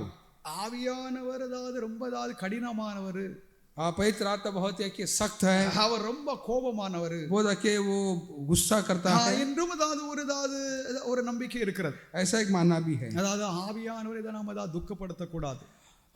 पवित्र आत्मा को हम दुख ना पहुंचाएं। ஆவியானவர் நம்ம எப்போ துக்கப்படுத்துகிறோம் என்றால், हम कब पवित्र आत्मा को दुख पहुंचाते हैं? தப்பு செய்யும் பொழுது, जब गलती करते நாம் हैं, தவறு செய்யும் பொழுது, हम भूल चूक करते हैं, குற்றம் செய்யும் பொழுது, हम जब गलती करते हैं, ஆவியானவர் துக்கப்படுகிறார். पवित्र आत्मा वो के दुख இயேசுவை பின்பற்றுகிறவர்கள் இப்படிதான் தவறு செய்கிறார்களே, यीशु के जो पीछे चलने वाले ऐसे गलती करते हैं, ஆவியை அவரை அடக்கி போடுகிறார்கள், या आत्मा को बुझा देते हैं। ஆவியானவரை நாம் அடக்க கூடாது, हम आके आत्मा को ना बुझाएं, ஒருபோதும் ஆவியானவரை நம்ம அடக்க கூடாது। हम आके ये पवित्र आत्मा को कभी भी ना ஆவியானவர் बुझाएं। நம்மை நிரப்பும் பொழுது हमें जब भरता है तो அதில் ஒரு கட்டுப்பாடு இருக்க வேண்டும், उसमें काबू होना चाहिए। சிலதாவது பெந்தேகோஸ்து சபையில் தாறுமாறின ஆவி தான் இருக்கும், कुछ पेंटिकॉस्ट चर्च में आके कोई किसी अनुशासन नहीं होता, பரிசுத்த ஆவியானவர் இருக்க மாட்டார்। पवित्र आत्मा नहीं रहता। ஏன்னா சிலதா பெந்தேகோஸ்து சபைகள்ல कुछ कलिसिया में ஆவி நிறைவு வந்த உடனே आत्मा का जब भरपूर आने के समय இந்த செக்ஷன்ல உள்ளவர்கள் பெண் பெண்கள் இருக்கும் செக்ஷனுக்கு வந்துருவாங்க. बाकी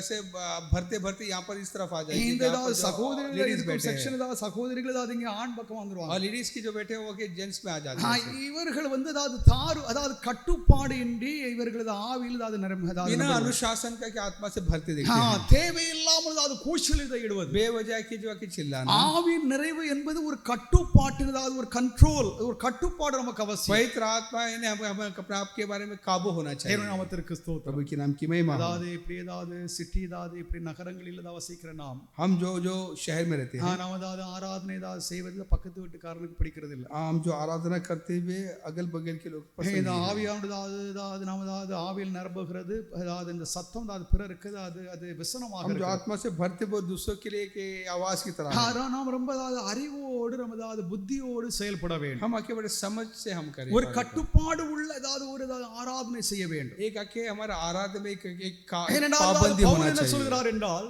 पौलुस क्या कहते हैं?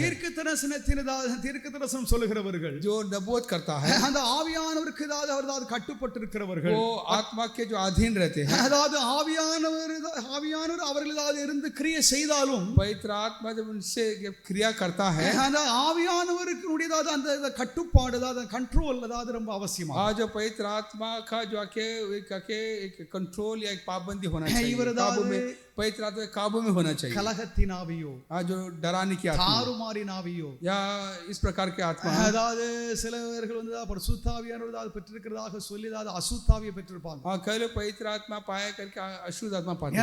ஏனென்றால் அதாவது ஆவியை பெற்றிருக்கிறவர்கள் அதாவது ஆவியின் ஜீவன் உடையவர்களாக, जो आत्मा जो पाया है आत्मा का जान इसमें रहेगी। ஆவியின் அதாவது வரம் உடையவர்களாக, वरदान जो है, ஆவியானுடைய அதாவது செயல்பாடுகள் ஜீவிதம் உடையவர்களாக, क्रिया उनमें होगी। அது ஏதாவது இருப்பதற்கு பதிலாக उसके बदले தீய ஆவியினால் அதாவது நிரம்பியிருக்கிறவர்கள், बुरी आत्मा से भरे தீய रहते हैं, குணங்கள், बुरी அசுத்த ஆவிகள், अशुद्ध அசுத்த சிந்தனைகள், अशुद्ध जो இந்த सोच, அசுத்த ஆவியினால் அதாவது இது இருக்கிற அதாவது கிரியை செய்கிறவர்கள் இந்த பரிசுத்த ஆவியானதை பெற்றுக்கொள்ளவே இல்லை. ऐसे अशुद्ध आत्मा से भरे लोग आके सच्ची आत्मा குணங்கள் மாற வேண்டும். गुण बदलना है। ஆவியானவர் தான் நம்மில் இருப்பார். पवित्र आत्मा में குணங்கள் रहता है। மாறவில்லை गुण என்றால் नहीं बदला तो உங்களை ஏதாவது அவர் மாற்றுவதற்கு நீங்கள் அது ஒப்பு கொடுக்கவே இல்லை, நீங்கள் அவருடைய கட்டுப்பாடு இருக்கிறது இல்லை. आप आके अपने आप को बदलने के அப்ப लिए தாறுமாறின் ஆவி நம்மில் இருப்பதினாலே जो उलझा हुआ आत्मा होगा तो ஆவியானவருக்கு விரோதமான செயல்பாடுகள் நம்முடைய வாழ்க்கையில் நடைபெறுகிறது. पवित्र आत्मा के विरोध कार्य होगा हमारी। அதான் இந்த पैराक्लेटोस, அதாவது உதவி செய்ய அழைக்கப்பட்ட पैराक्लेटोस பரிசுத்த ஆவியானவர், पैराक्लीटोस जो है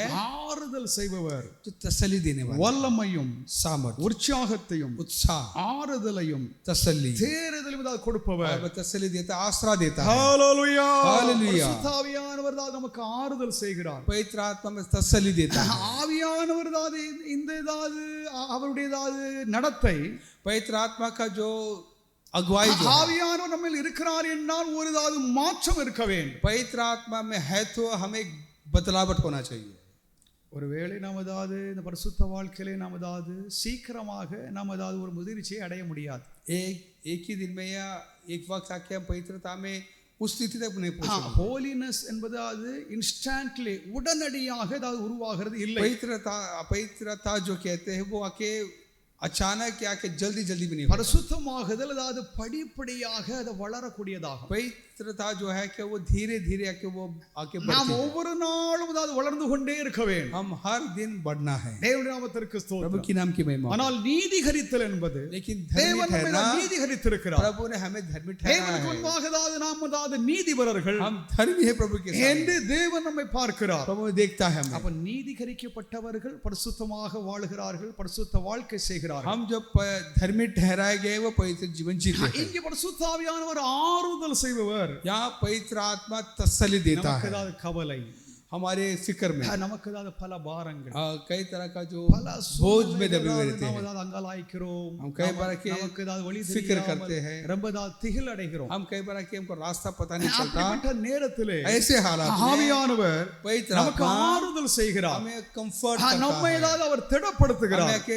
मजबूत நம்மை करता அவர் है, உற்சாகப்படுத்துகிறார், हमें उत्साह दिलाता है, நமக்கு அவர் தேறுதலாக हमें இருக்கிறார். के वो के तसल्ली देता है। தேவனுடைய நாமத்திற்கு மகிமை प्रभु के नाम की உண்டாகட்டும். महिमा। पैराक्लेटोस என்றது அதாவது இந்த வார்த்தை அதாவது இந்த அதாவது பரிமாணங்கள் ये पैराक्लिटोस का जो शब्द का मतलब है, இது அதாவது பற்பல அதாவது விதங்களிலே வெவ்வேறு அதாவது சூழ்நிலைகளில் அதாவது வெவ்வேறு விதமாக அதை செயல்படுகிறது. हर एक स्थिति में कि हर एक तरीके से उसका इस्तेमाल किया गया है. நான்காவது அதாவது चौथी बात, பரிந்துரை அதாவது பரிந்துரைப்பவர், हमारे के जो वकालत करता है, एडवोकेट करता है, பரிந்து பேசுபவர். हमारे वकालत करता है. இப்ப நாம அதாவது ஒரு குற்றத்தில் சிக்கிக்கிட்டேன், हम किसी गलती में आके फंस गए, இல்லை என்றால் அதாவது நான் அதாவது ஒரு இன்டர்வியூக்கு போக வேண்டும், या हम किसी इंटरव्यू को जाना है, இல்லை என்றால் அதாவது நான் அதாவது வேறு ஏதாவது ஒரு வேலை செய்ய வேண்டும், या कुछ काम करना है. அதாவது எனக்கு ஏதாவது பரிந்துரை, எனக்கு ஏதாவது சப்போர்ட்டாக எனக்காக ஏதாவது பேசுபவர், मेरे तरफ आके मेरे लिए के बात करनी है, எனக்காக ஏதாவது பரிந்து பேசுபவர், मेरे लिए वकालत करने वाला. தேவ நாமத்திற்கு ஸ்தோத்திரம்.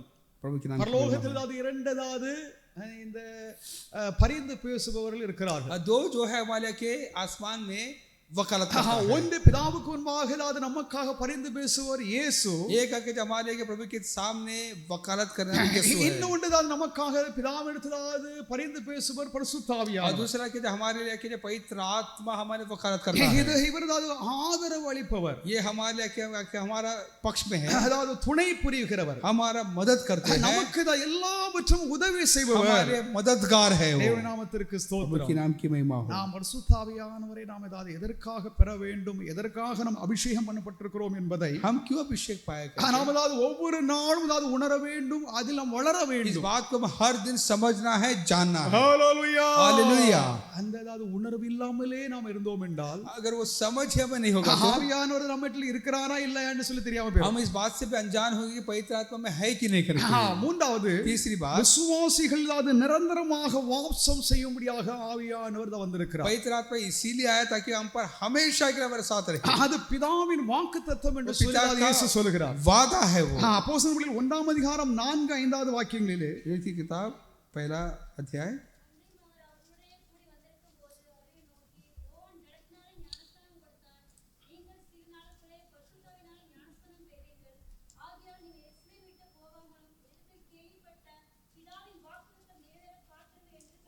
ஹalleluya. हालेलुया. இது பிதாவின் வாக்குத்தத்தமாகும். ये पिता का वादा है. அதாவது promise of God the Father.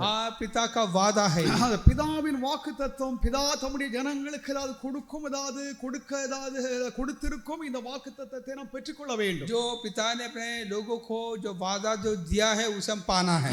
பழைய ஏற்பாட்டில் ஏதாவது கொடுக்கப்பட்ட இந்த வாக்குத்தத்தத்தை ஏதாவது இயேசுவுக்குள்ளாக நாம் எல்லோரும் பெற்றுக்கொண்டிருக்கிறோம். पुराने नियम में जो पिता ने जो वादा किया है वो के बेटे के जरिए, यीशु के जरिए पाने के लिए हम आगे இந்த बढ़े. பரிசுத்த ஆவியானவர் இயேசுவில் வந்து தங்கியிருந்தார். ये पवित्र आत्मा यीशु में आके बसे. இந்த வாக்குத்தத்தத்தை ஏதாவது அப்போஸ்தலர்கள் பெற்றுக்கொண்டார்கள். ये वादा को प्रेरितों ने पाए. இந்த வாக்குத்தத்தத்தை ஆதி சபையார் ये பெற்றுக்கொண்டார்கள். वादा आदि कलीसिया ने இந்த पाए. வாக்குத்தத்தத்தை ஏதாவது இயேசுவை பின்பற்ற அனைவரும் ये பெற்றுக்கொண்டார்கள். जो वादा किए जो यीशु के पैरवी कर हर एक ने पाए. அது நாம இதற்காக தான் அதாவது நமக்கு கொடுக்கப்பட்டிருக்கிறது ये என்றால், क्यों दिया गया है? நம்முடைய ரட்சிப்பு அதாவது நிரந்தரமானது, அது என்று அது உத்தரவாதம் அதாவது கொடுக்கிறது. वो हमारा उद्धार आके वाके इस प्रकार के हमेशा के लेकर के உண்மையாகவே जिम्मा लेता है, நம்முடைய जिम्मेदारी ரட்சிப்பு அது लेता है. நிரந்தரமானது. हमारा उद्धार जो है कि वो हमेशा के लिए. ஹalleluya. हालेलुया. இந்த ரட்சிப்பை குறித்து நமக்கு எந்த ஒரு சந்தேகமும் அதாவது इस இருக்கக்கூடாது. उद्धार के अंदर कोई शक ना रहे. நான் ரட்சிக்கப்பட்டேனா இல்லையா, मैं उद्धार पाया कि नहीं, இல்லைனாலும் நான் ரட்சிப்பில இருக்கிறேனா இல்லையா, उद्धार में हूँ कि नहीं, தேவன் என்னை ரட்சித்தாரா இல்லையா, ऐसा उद्धार किया कि नहीं. பரிசுத்த ஆவியானவரை பெற்றிருக்கும் ஒவ்வொருவரும் அதாவது தைரியமாக அதாவது நம்பலாம், விசுவாசிக்கலாம். हम आके ये विश्वास कर सकते हैं कि जो पवित्र आत्मा जो पाए நம்முடைய ரட்சிப்பு உறுதியானது. हमारा उद्धार जो है कि पक्का है. ஹalleluya. हालेलुया. தேவனுடைய நாமத்திற்கு ஸ்தோத்திரம். प्रभु के नाम की महिमा हो. யோவான் 14, 16, 17. யோவானா 14, 16, 17. நான் பிதாவை வேண்டிக் கொள்ளுவேன், அப்பொழுது என்றென்றைக்கும் உங்களுடனே கூட இருக்கும்படிக்கு சத்திய ஆவியாகிய வேறொரு தேசவாளனை அவர் உங்களுக்கு தந்தருள்வார். உலகம் வந்து சத்திய ஆவியானவரை காணாமலும் அறியாமலும் இருக்கிறபடியால் அவரை பெற்றுக்கொள்ள மாட்டாது. அவர் உங்களுடனே வாசம் பண்ணி உங்களுக்குள்ளே இருப்பதால் நீங்கள் அவரை அறிவீர்கள். தேவனுடைய நாமத்திற்கு மகிமை प्रभु உண்டாவதாக. के नाम की महिमा हो. உங்களில் அவர் என்றென்றைக்கும் அதாவது வாசமாய் இருப்பார். तुम्हें वाके हमेशा के लिए वाके रहेगा. நம்முடைய ஆன்மாவிலே, हमारे जान में, நம்முடைய ஆவியிலே हमारे आत्मा में அவர் என்றும் அதாவது வசிக்கிறார், அமர்ந்து இருக்கிறார். हमेशा वाके बसता है. நாம் கர்த்தருக்கு பிரியமாக வாழும்படியாகவும் हम प्रभु के लिए पसंदीदा जीवन நாம் जीने के लिए, தேவனுடைய சித்தத்தை ஏதாவது செய்யும்படியாகவும் हम प्रभु के इस मर्जी को करने के लिए, தேவனுடைய சுவிசேஷத்தை நாம் அதை அலங்கரிக்கவும் मर्जी जो प्रभु के खुशखबरी को सजाने के लिए, தேவன் எதிர்பார்க்கிறதை நாம் அதை जो நடப்பிக்கும்படியாகவும் प्रभु चाहता है उसे करने के लिए பரிசுத்தாவியானவர் அது நம்மில் வந்து தங்கி இருக்கிறார். पवित्र आत्मा हमें बसा है, அவர் நம்ம மூலமாக அவர் கிரியை செய்தால் என்னால हमसे விரும்புகிறார். वो क्रिया करना चाहता है, என்றென்றும் அதாவது உங்களுடன் அதாவது இருக்கும் வேறு ஒரு தேற்றவாளன். तुम्हारे साथ रहने के लिए और एक मददगार है। பரிசுத்தாவியானவர் தேற்றவாளனாக இருக்கிறார். हमारा मददगार है, वो ஆறுதல் comforter है, அதாவது தேற்றவாளன் அது ஆறுதல் செய்பவர். आज हमें तसल्ली देने वाला என்றதாவது இந்த பேராக்லிட்டோஸ் நம்மோடு है। இருக்கிறார். पैराक्लीटोस जो कि हमारे साथ है। அது மாத்திரமல்ல इतना ही எபேசியர் 1:13 அது என்ன எழுதப்பட்டிருக்கு என்றால் एक 13 में क्या लिखा எபேசியர் है? 1:13 एक 13 में ம்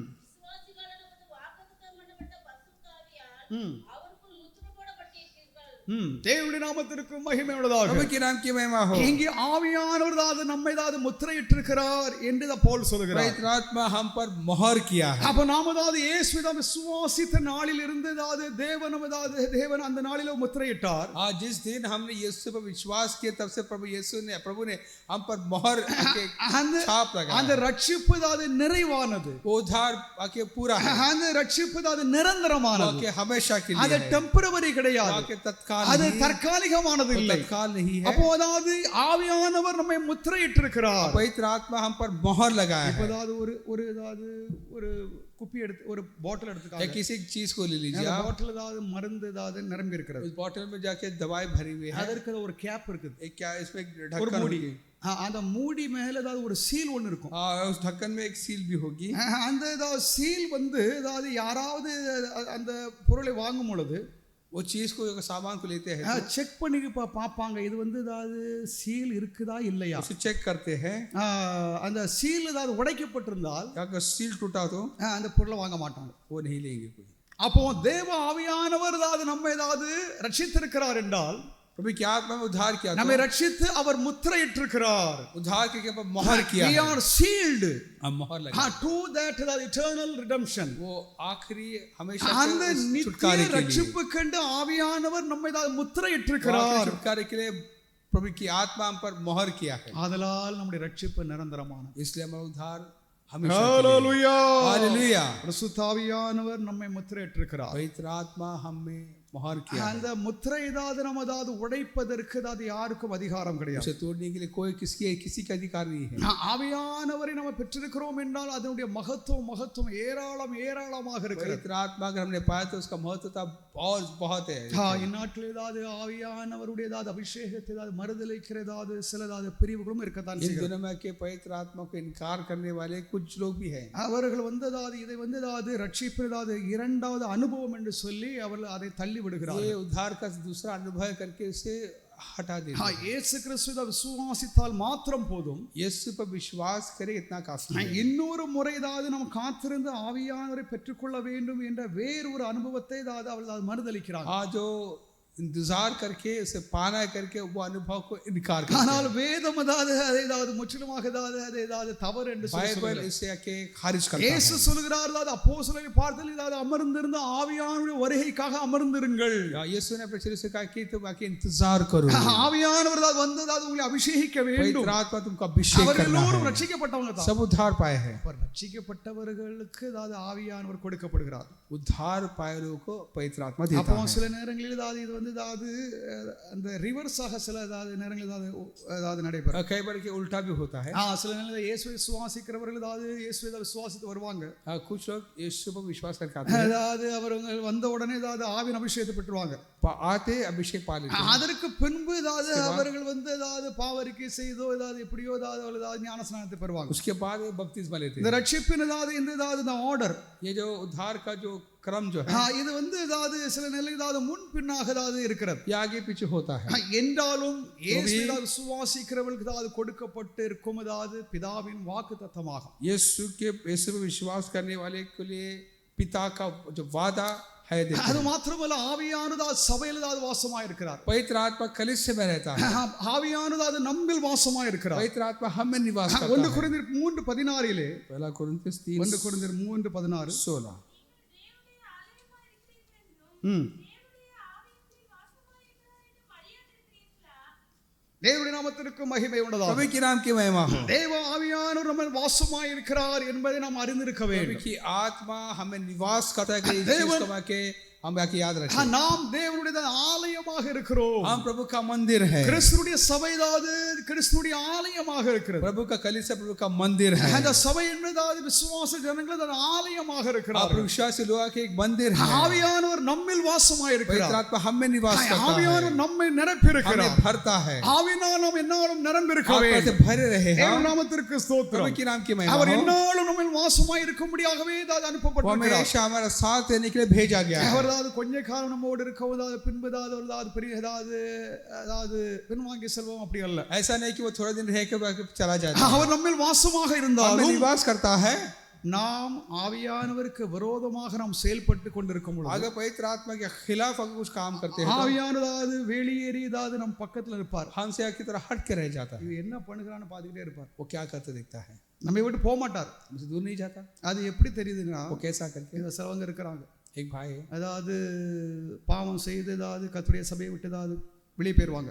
जो कलिश जो पाप करके कलिश से दूर हो जाता है. ஏதாவது வாக்குவாதம் செய்து சண்டை போட்டு ஏதாவது போயிருவாங்க. या बहस करके चला जाता है. பின்பு மனம் திரும்பி சபைக்குள்ளாக வந்தால் मन फिरा के कलिश माने அவங்கள ஜோம் நம்ம தலைமையில் கை வச்சு ஜோம் பண்ணா ஆவியில் நிறைவாங்க. आज आप जब आत्मा रख के प्रार्थना करते हैं तो आत्मा से भरते हैं. அது எப்படி ஏதாவது நடக்குது. वो कैसा होता है. ஆவியானவர் ஏதாவது அவர்கள் ஏதாவது நிரப்பியிருந்தால் पवित्र आत्मा ने भरा है. இப்பொழுது ஆவியானவர் ஏதாவது அவர்களுக்கும் ஏதாவது சம்பந்தம் இல்லாம இருக்குது. आज उसका पवित्र आत्मा का संबंध அவர்களை விட்டு ஆவியானவர் ஏதாவது வெளியேறி ஏதாவது போகாது அவர் ஏதாவது போய்விடவில்லை. पवित्र आत्मा को दूर नहीं चला जाता. அவருடைய ஏதாவது உடல் அதாவது அவருடைய ஏதாவது ஆன்மீக நிலையிலிருந்து அவர் பிரிந்து தான் இருக்கிறார். आत्मिक के जो हालात से थोड़ा दूर रहता है. அவர்கள் மனம் திரும்பி பரிசுத்தம் அடையும் பொழுது மறுபடியும் அவர்கள் ஏதாவது வாசம் செய்து அவர்கள் ஏதாவது மறுபடியும் அவர் இயக்குகிறார். मन फिरा के जब अपने आपको आके प्रभु को सुपुर्द कर देते तो आत्मा ने फिर से भरता है. ஹalleluya ஹalleluya. ஆதலால் ஆவியானவர் நம்மில் என்றும் வாசமாய் இருக்கும்படியாக அமர்ந்திருக்கும்படியாக நமக்காக அவர் கொடுக்கப்பட்டிருக்கிறார். इसे पवित्र आत्मा हमेशा हमारा साथ देने के लिए दिया गया है. தொடர்ச்சியான சீர்திருத்தம் आज हमारा जाके सिद्ध होना. ஆவியானவர் நம்மை தொடர்ச்சியாக சீர்படுத்தி கொண்டிருக்கிறார். हमें आके आगे में आके सिद्ध करता है, நம்மை कामिल அவர் करता है, பரிசுத்தமாக்கி हमें கொண்டிருக்கிறார். पवित्र करता है. நம்முடைய குணங்கள் हमारे गुण அதை சுத்திகரிக்கிறார். वो शुद्ध करता है. அதை மாற்றி அமைக்கிறார். वो आके बदलता है, அதை பூரணப்படுத்துகிறார். परिपूर्ण करता है, அதை அவர் வளர செய்கிறார். उसे आके बढ़ाता है. ஆவியானவர் செய்யும் இந்த கிரியைகளை தான் पवित्र आत्मा का क्रिया ही பவுல் தன்னுடைய நிருபங்களிலே पौलुस के अपने खत में பரிசுத்த ஆவியின் 9 கனிகள் என்று அவர் சொல்லுகிறார். 9 के फल के बारे में देखते हैं. தேவனுடைய நாமத்திற்கு ஸ்தோத்திரம். प्रभु के नाम की महिमा. கலாத்தியர் 5ஆம் அதிகாரம் 22 23வது வாக்கியத்திலே और गलात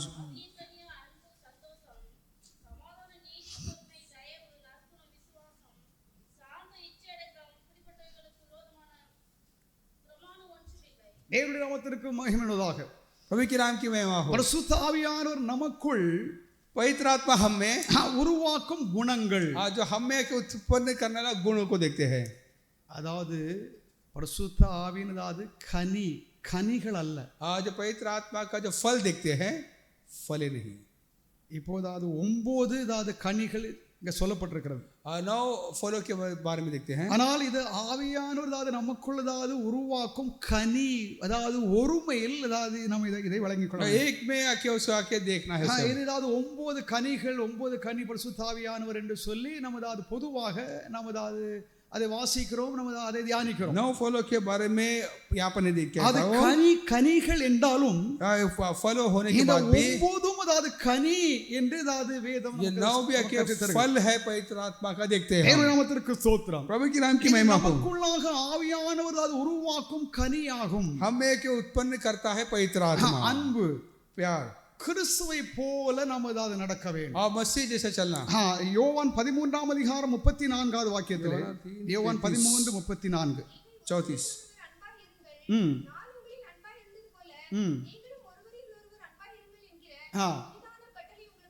கிறிஸ்துவின் அதாவது அன்பு உடையவர்களாக நாம் அதாவது வாழும்படியாக நம்மில் அதாவது இந்த அன்பை இந்த ஆவியானவர் உருவாக்குகிறார். हाँ, मसीह का प्यार हमें होना चाहिए करके मसीह का प्यार जो पवित्र आत्मा में देता है. இது அதாவது பரிசுத்த ஆவியானவர் மூலமாகவே உருவாகிறது. ये कि पवित्र आत्मा के जरिए होता है, இது அதாவது நம்மால் அதாவது உருவாகிறது ये இல்லை. हमें नहीं होता. இது ஆவியானவர் நம்மில் அதாவது உருவாக்கும் குணம். पवित्र आत्मा हमें उत्पन्न करने का गुण है. ये நானே உங்கள் கால்களை அதாவது கழுவினது உண்டானால் मैं प्रभु होकर तुम्हारे पैरों को धोता हूँ, ஒருவருக்கு அதாவது ஒருவருடைய அதாவது கால்களை அதாவது ஒருவர் கழுவுவதாவது கழுவீர்கள். एक दूसरे का पैर धो. தேவனுடைய நாமத்திற்கு ஸ்தோத்திரம். प्रभु की नाम की महिमा हो. இங்கே அதாவது நாம் அதாவது இயேசுவை பின்பற்றும்படியாக हम यीशु के पीछे चलने के लिए, இயேசுவின் குண லட்சணம் உடையவர்களாக இருக்கிறது கர்த்தராது நம்மிடம் ஆவியானவர் மூலமாக பேசுகிறார். यीशु के गुणों के हमें होना चाहिए करके आत्मा हम उनसे बात அப்ப இயேசு அன்பிலே அதாவது நடந்தார். यीशु प्रेम में चला. இயேசு அன்புடையவராக இருந்தார். यीशु के प्रेम करता था. அப்ப இங்கே அதாவது இந்த ஆவின் கனிகளில் அதாவது முதலாவது அன்பு. जो आत्मीय फल में पहला है प्यार. நீங்கள் ஒருவரில் அதாவது ஒருவர் அன்பாயிருங்கள். एक दूसरे से मोहब्बत நான் रखो, உங்களில் அதாவது அன்பாயிருந்தது போல जैसा मैं तुमसे मोहब्बत நீங்கள் रखी, அதாவது ஒருவரில் அதாவது ஒருவர் அதாவது तुम அன்பாயிருங்கள். भी आपस में एक दूसरे से मोहब्बत என்கிற रखो. புதியதான கட்டளை அதாவது உங்களுக்கு एक கொடுக்கிறேன். नया हुक्म तुमको देता அப்போ हूँ. இயேசு நமக்கு அதாவது கொடுத்தது அது புதிய கட்டளை. यीशु ने हमको दिया नया हुक्म. இது இயேசுவின் அதாவது முறைமையாகும். ये यीशु की तरीके, यीशु இது का तरीका ஏன் है. கட்டளை அதாவது நான் உங்களுக்கு கொடுக்கும் கட்டளை என்று சொல்கிறார் என்றால் नया हुक्म मैं देता हूँ क्यों कहता है, அது இயேசுவை போல் நாம் அன்பு கூறும்படியாக கொடுக்கப்பட்ட கட்டளையாகும். यीशु जैसा के प्यार करे இது करके दिया गया பொதுவாக है. அதாவது கடவுள் அதாவது நான் எல்லாரும் கூட அன்பா இருக்கிறேன், இது பொதுவான கட்டளை. ये कि आम आके हुक्म है कि हम सबसे प्यार करते हैं, அப்படிப்பட்டதான கட்டளை அல்ல. वो हुक्म नहीं. இது இயேசு என்ன சொல்கிறார் यीशु என்றால் क्या कहते हैं? நான் அதாவது உங்களில் அன்பா இருந்தது போல. जैसे तुमसे मोहब्बत அப்ப रखी. இயேசு நம்மில் எப்படி அன்பா இருக்கிறார்? यीशु कैसे हमसे இயேசு मोहब्बत தம்முடைய அதாவது ஜனங்களோடு அப்போஸ்தலரோடு சீஷரோடு எப்படி அன்பா இருந்தாரோ यीशु अपने चेलों से அந்த कैसे मोहब्बत அன்புடையவர்களாக रखा. நாம் இருக்கும்படியாக ஆவியானவர் நம்மில் அதாவது அந்த குணத்தை அந்த கனியை உருவாக்குகிறார். वो प्यार रखे हमें होना चाहिए, पवित्र आत्मा वो फल हमें उत्पन्न करता है. இரண்டாவது சந்தோஷம். और दूसरा आनंद. இந்த சந்தோஷம் அதாவது பெருக வேண்டும். वो आनंद जो है बढ़ना है. அதாவது எல்லாவிதமான கலக்கங்கள் அதாவது சூழ்நிலைகள் எல்லாவிதமான அதாவது சோதனைகள் பாடுகளிலும் அதாவது சந்தோஷம் பெருக வேண்டும். हर हालात में हर परिस्थिति में वो खुश रहना है. ரோமர் 15:13 रोमियो 15 ரோமர் 15:13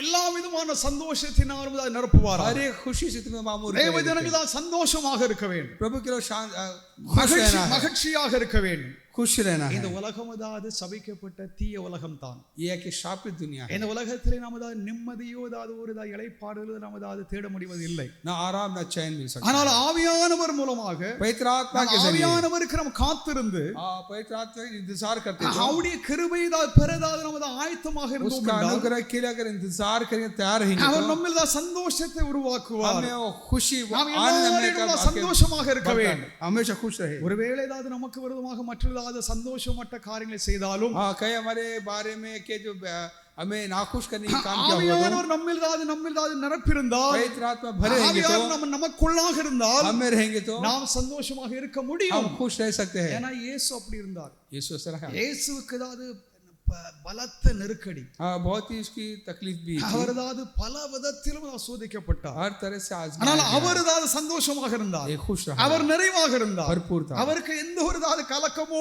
பயமோ எந்த ஒரு ஏதாவது காரியமோ ஏதாவது அவரிடத்தில் இல்லை. कोई डर या घबराहट नहीं थी. அவர் சந்தோஷமாக वो இருந்தார், खुश रहा. நிறைவாக மகிழ்ச்சியாக भरपूर இருந்தார். था. தேவனுடைய பிள்ளைகளாக இருக்கிற நாம் ஆவியானவர் நமக்கு கொடுக்கும் இந்த கனி, ये फल जो पवित्र आत्मा இந்த देता है, சந்தோஷம் என்பது ஆவியானுடைய கனியாகும். ये खुशी जो कि पवित्र आत्मा जो देने वाला ये फल है. ஒருவேளை ஏதாவது நாம் நம்முடைய சந்தோஷத்திற்காக சில காரியங்களை செய்து நாம் சந்தோஷப்படலாம். हम अपने खुशी के लिए कुछ करते हैं, குடும்ப சந்தோஷம், परिवार की खुशी, இன்னும் ஏதாவது குழந்தைகளுக்கு ஏதாவது நாம் அதாவது உடல் அவங்களுக்கு ஏதாவது உரிய சந்தோஷங்கள், आज बच्चों के बारे में ஏன்னா खुशी, பற்பல சந்தோஷங்கள் பூமியில் இருக்கிறது. कई तरह खुशी है. அதை காட்டிலும் इससे மேலாக बढ़कर நெருக்கமான ஏதாவது கடினமான சூழ்நிலைகளில் हमारे तकलीफों में, मुसीबतों में ஆவியானவருடைய சந்தோஷம், प्रभु की आत्मा की खुशी, அது பிரத்யேகமானதாகும். और प्रत्यक्ष அந்த சந்தோஷம் உடையவர்களாக நாம் இருக்க वो வேண்டும். हमें होना चाहिए. மூன்றாவது சமாதானம். तीसरा शांति. தேவனுடைய வாக்குத்தத்தத்தில் நாம் அதாவது இளைப்பாற வேண்டும். प्रभु के वादा में हम शांति, தேவனுடைய शांति पाना है. வாக்குத்தத்தங்களில் தான் நாம் அதாவது நிறைவாக இருக்க வேண்டும், நாம் அதாவது அமர்ந்திருக்க வேண்டும். கொலோசியர் 3:15 வாக்கியம். कोलोस्सर 3:15 को पढ़ेंगे.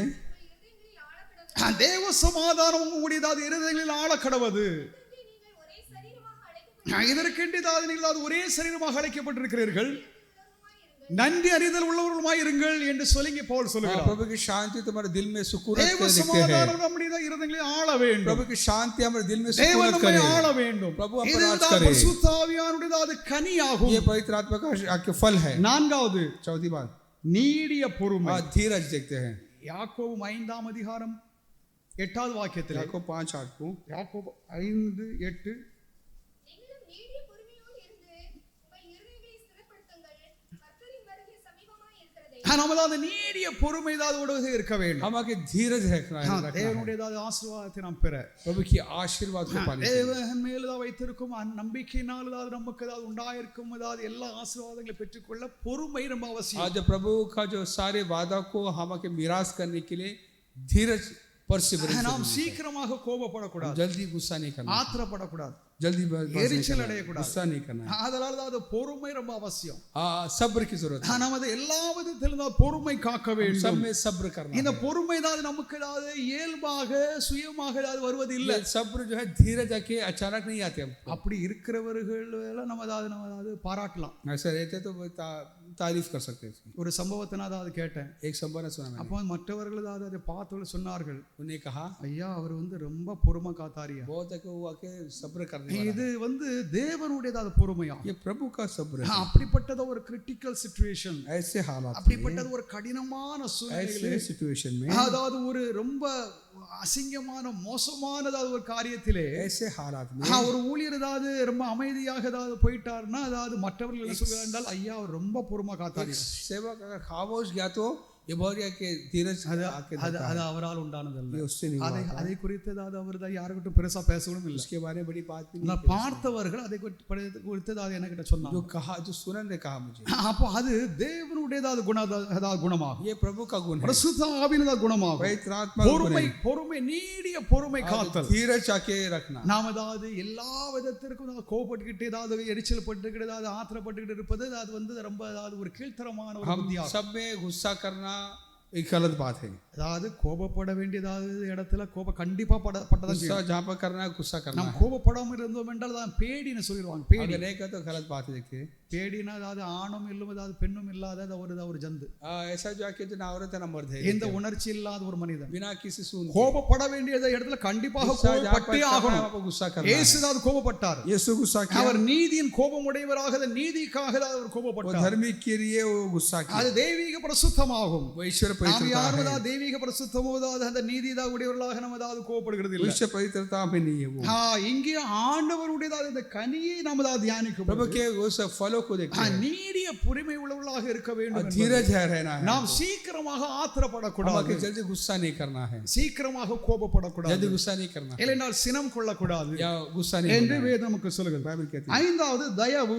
ये कृपा करना है। இது கிறிஸ்துவுடைய தயவை நம்ம ஏதாவது பிரதிபலிக்க या வேண்டும். कि प्रभु का उस दया को, उस मेहरबानी को எபேசியர் दिखाना है। 4ஆம் அதிகாரம் 32வது வாக்கியத்திலே, எபேசியர் 4:32, एफिशियन 4:32, தயவாக ஒருவருக்கு ஒருவர் தயவாக இருக்க வேண்டும் एक என்று பவுல் दूसरे से சொல்கிறார். मेहरबान रहो, தயவு செய்ய வேண்டும். मेहरबान करना। நாம் ஏதாவது நீதி நியாய தீர்ப்புக்கு முன்பாக தயவு ரொம்ப ஏதாவது மேன்மை பாராட்டுமா? और धर्मी के सामने जो है के जो दया जो है के वो के कार्य करती है। எல்லா விதத்திலும் ஏதாவது நீதி ஏதாவது எங்களுக்கு வேணும், நீதி செய்யணும் அப்படின்னு சொல்லிட்டு சிலவங்க ஏதாவது பெருசாக பேசிட்டு இருப்பாங்க.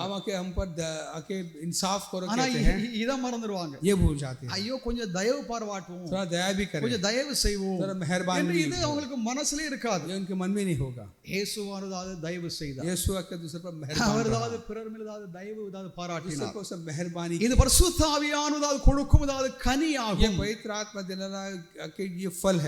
இது கிறிஸ்துவுடையதாவது தயவு, அது நம்மில் ஏதாவது உருவாக வேண்டும். இது ஆவியானவர் நம்மில் ये உருவாக்குகிறார். पवित्र आत्मा पर वो दया, वो जो आके उत्पन्न करता है, ஆறாவது நற்குணம். आके भलाई करके देखते हैं। நற்குணம் என்பது நல்ல குணம். अच्छा गुण, குணங்கள் ஏதாவது மனிதர்களுக்கு மனிதர் தான் மாறி இருக்கும். इंसान में बदलती हो। சிலர்கள் ஏதாவது கெட்ட ஏதாவது குணமுடையவர்களாக இருப்பாங்க.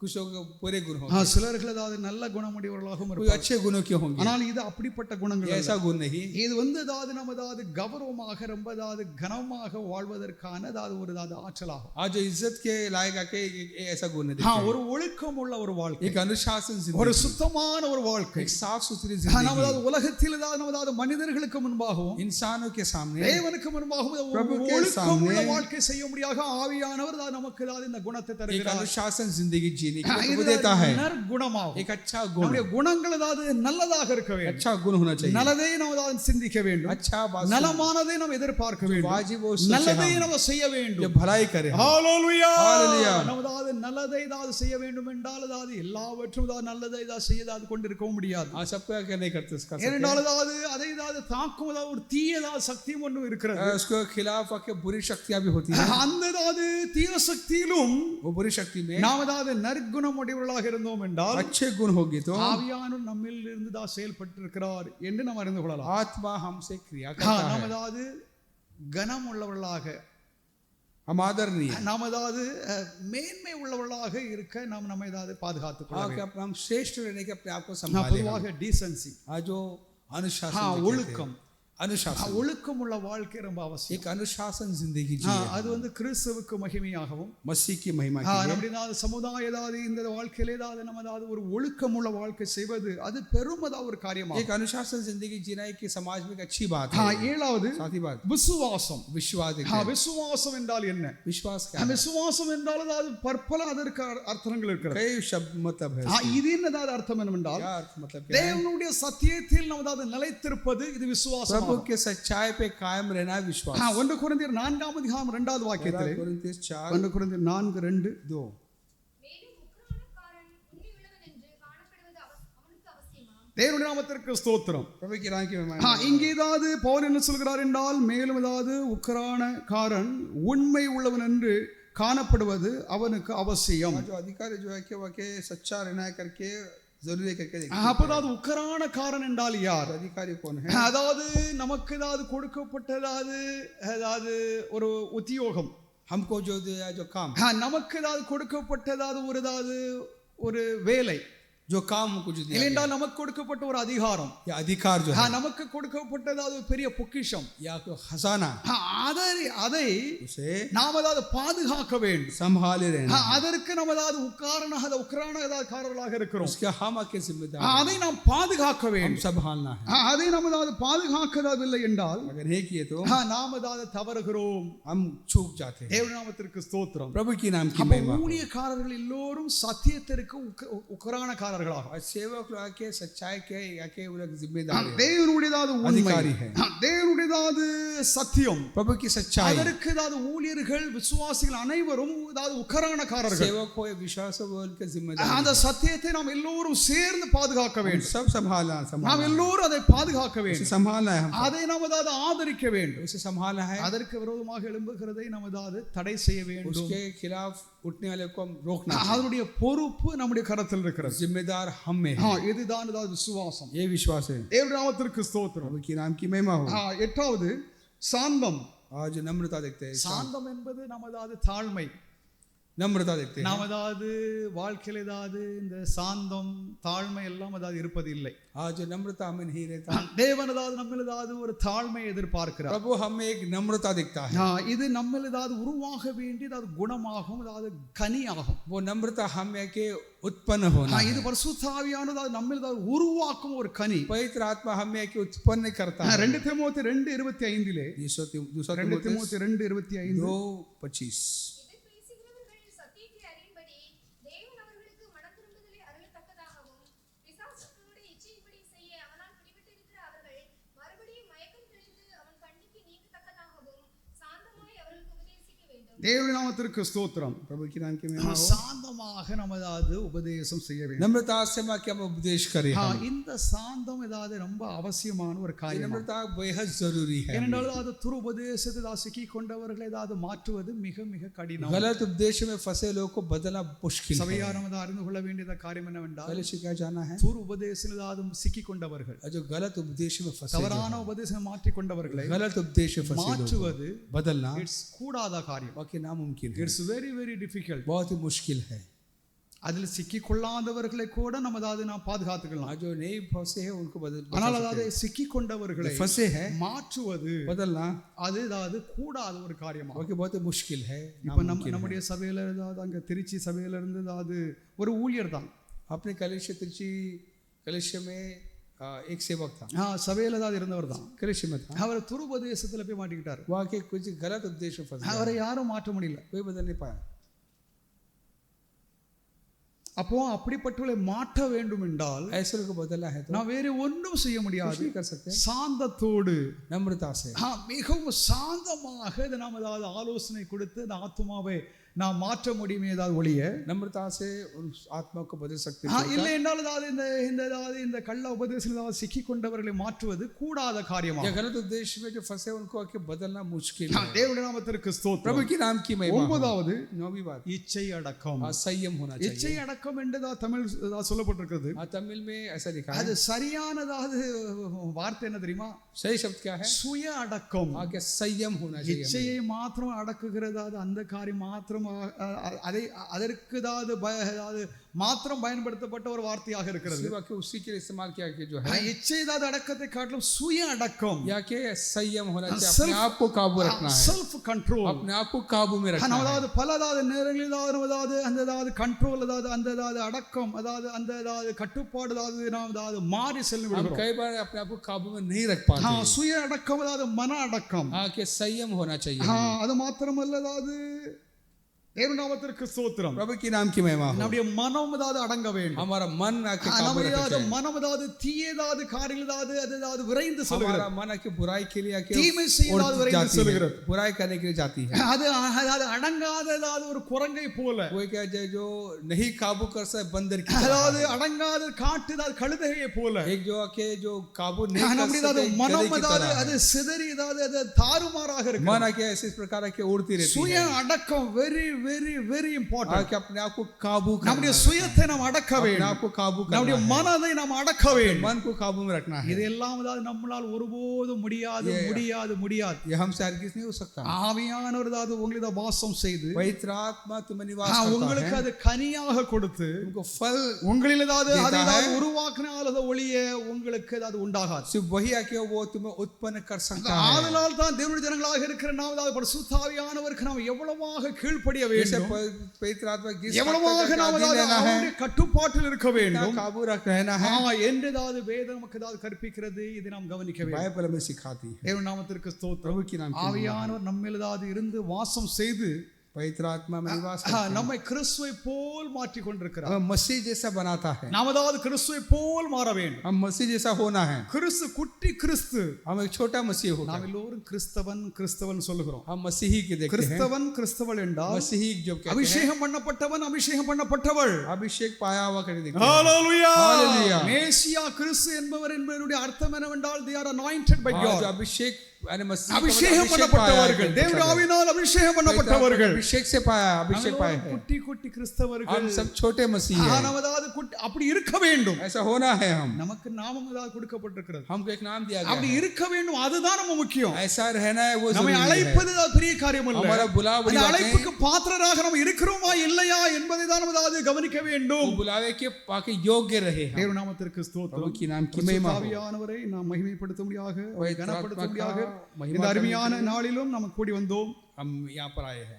ஆவியானவர் நம்மில் வாசமாய் இருக்கிறார். पवित्र आत्मा में निवास அவர் நம்மை நடத்துகிறார். चलाता है. அவருக்கு நாம் கீழ்ப்படிவோமாக. उसका अधीन रहे. அவர் நம்மை நடத்துகிறதாவது வழியிலே நாம் செல்வோமாக. उसे चलाते हुए हम रहे. எந்ததாவது காரியங்களாக இருக்கட்டும். कोई भी काम क्यों நம்முடையதாவது ஊழியங்களாக இருக்கட்டும். हमारा सेवा நம்முடையதாவது வாழ்க்கையாக இருக்கட்டும். जिंदगी நம்முடையதாவது தெரிந்து கொள்வதாவது நம்மதாவது விரும்புகிறதாக இருக்கட்டும். हमारा चुनाव की நம்முடைய முடிவுகளாக இருக்கட்டும். அவளெல்லாம் பரிசுத்த ஆவியானவருடைய கட்டுப்பாட்டில் இருந்தால் தான் आत्मा के काबू में रहेंगे. கிறிஸ்துவை போல் மாற முடியும். मसीह जैसा हो सकते हैं. ஆவியானவர் அப்போஸ்தலரை நிரப்பினார். पवित्र आत्मा ने प्रेरितों को भरा. அவர் அற்புத அடையாளங்களை செய்தனர். अद्भुत काम किए. அவர்கள் அந்நிய பாஷை பேசினார்கள். और अन्य भाषा बोले. அவர்கள் அறியாத மொழிக்கு அவர்கள் வழக்கம் கொடுத்தார்கள். उसके अनजाने भाषा को वो खुद समझाए भी. அவர்கள் ஆரம்பத்திலே அந்த மொழி பேசினவர்களை மற்றவர்கள் கேட்டவர்களுக்கு புரிந்தது. जो उन्हें उन्होंने जो भाषा बोले और समझ पाए. கொரிந்திய சபையில் உள்ளதாவது அதாவது கிறிஸ்தவர்கள் அதாவது மொழி பேசினார்கள் யாருக்கும் புரியல. आज कोरिन्थियस कलीसिया में जो बोले बाकी समझ नहीं पा रहे थे. நல்ல அதாவது इस बात டிஃபரன்ஸ் को समझना है. ஆதி சபை உருவான பொழுது எல்லாரும் மொழி பேசினாங்க. जो आदि कलीसिया में सभी लोग के अन्य भाषा बोले. அதாவது தாங்கள் அறியாதிருந்த மொழியை பேசினார். जो उनके अनजान भाषा में அந்த மொழியை அதாவது பிற அதாவது அந்த மொழி அதாவது மொழியை கேட்டவர்கள் जो उस जिस भाषा को जिसकी जानकारी है இந்த மொழியினுடைய அர்த்தத்தை அவர்களுக்கு தெரிந்தது. इस भाषा का वो समझ पाए. அவர்கள் எல்லோரும் அதாவது இவர்கள் அதாவது ரொம்ப மகிமை அதாவது ரொம்ப கவனமாக தான் எண்ணினார்கள். ये बड़ा उनको आदर की. அதே அனுபவம் தான் वही अनुभव கொரிந்திய சபையில் இருந்தது. கொரிந்திய சபையில் இருந்தது. அவர்கள் அதாவது மொழி பேசினார்கள். वो अन्य भाषा बोले. அந்த அதாவது மொழிக்கு அதாவது சரியாக அதாவது அவர்கள் அதாவது விளக்கம் கொடுக்க முடியவில்லை. उसका वो नहीं समझ पाए. ஆதலால் தான் அவர் என்ன பவுல் என்ன எழுதுகிறார் என்றால் क्या कहता है वो அதாவது அந்நிய பாஷை பேசுகிறவர்கள் अन्य भाषा बोलने தேவனுக்கும் அதாவது உனக்கும் மாத்திரம் நீ வச்சிக்க. तेरे और प्रभु के बीच रखे. நல்லா கவனிக்கணும். इस बात को समझना है. நீ வந்து அதை வந்து ஏதாவது பிரகடனப்படுத்தி ஏதாவது அதற்கு ஏதாவது அதை ஏதாவது நீ வந்து பெருசாக அதை பெரிதுபடுத்தாது. इसे तो बड़ा मत समझना. அது உனக்கும் கடவுளுக்கும் உள்ள ஒரு அந்யோன்ய ஏதாவது ஒரு ஏதாவது ஐக்கிய தொடர்பில் ஏதாவது வளரக்கூடிய ஏதாவது ஒரு நிலையாகும். तेरे और प्रभु के बीच कार्य है. தேவநாமத்திற்கு ஸ்தோத்திரம். प्रभु के नाम की महिमा. ஆவியின் அதாவது ஆவியானுடைய ஏதாவது பற்பல ஏதாவது இந்த வரங்கள் இந்த கிரியைகளை நாம் தொடர்ந்து தொடர்ச்சியாக நாம் அறிவோமாக पवित्र आत्मा का उस क्रिया का आगे में आकर भी जाने. இந்த ஏதாவது அருமையான நாளிலும் பரிசுத்த ஆவியானவரை நாம் கனப்படுத்த इस पवित्र आत्मा का आदर करना. அவர் கடவுளாகும், वो प्रभु है. அவர் இறைவனாகும், प्रभु है वो. அவருக்கும் உணர்ச்சி ஏதாவது அவரும் ஏதாவது நம்முடைய ஏதாவது வார்த்தைகளை கேட்டு விசனப்பட वो भी उसको भी एहसास है. वो भी दुख को पहुंचाते हैं. நம்முடைய வார்த்தைகள் ஏதாவது கேட்டு ஏதாவது அதை உணர हमारी बातों को सुनकर நம்மோடு உறவாட நம்மோடு பேச हमारे साथ बातें करने அவர் ஏதாவது ஒரு நபராக ஏதாவது நபர் என்றால் ஒரு மனித ஏதாவது சுபாவம் மனித குணங்கள் உடைய ஏதாவது ஒரு தெய்வீக குணம் ஏதாவது சுபாவம் உடையவர் பரிசுத்த ஆவியானவர். एक व्यक्ति करके हम देखते हैं. தேவநாமத்திற்கு ஸ்தோத்திரம். प्रभु के नाम की महिमा. பரிசுத்த ஆவியானவர் தம்மை வெளிப்படுத்துகிறது இல்லை. पवित्र आत्मा अपने आप को जाहिर नहीं தம்மை करता. ஏதாவது அவர் வெளிப்படுத்தி ஏதாவது தம்முடைய ஏதாவது நிலைகளை அவர் காண்பிப்பதும் இல்லை. अपने हालत को नहीं दिखाता हो. அவர் ஏதாவது பிதாவுக்கும் குமாரனுக்கும் இடையில் ஏதாவது மறைவாக இருந்து वो पिता और बेटे के बीच குமாரனை அவர் மகிமைப்படுத்தி बेटा का महिमा करता है. தேவனுக்கு நம்ம ஆராதனை செய்யும் பொழுது அது நம்மோடு இருந்து அதாவது இயேசுவின் நாமத்தினால் கடவுளுக்கு ஆராதனை செய்ய நம்மை பலப்படுத்துகிறவர். प्रभु की आराधना करने समय आके वो हमारे बीच रहकर उसकी महिमा करता है.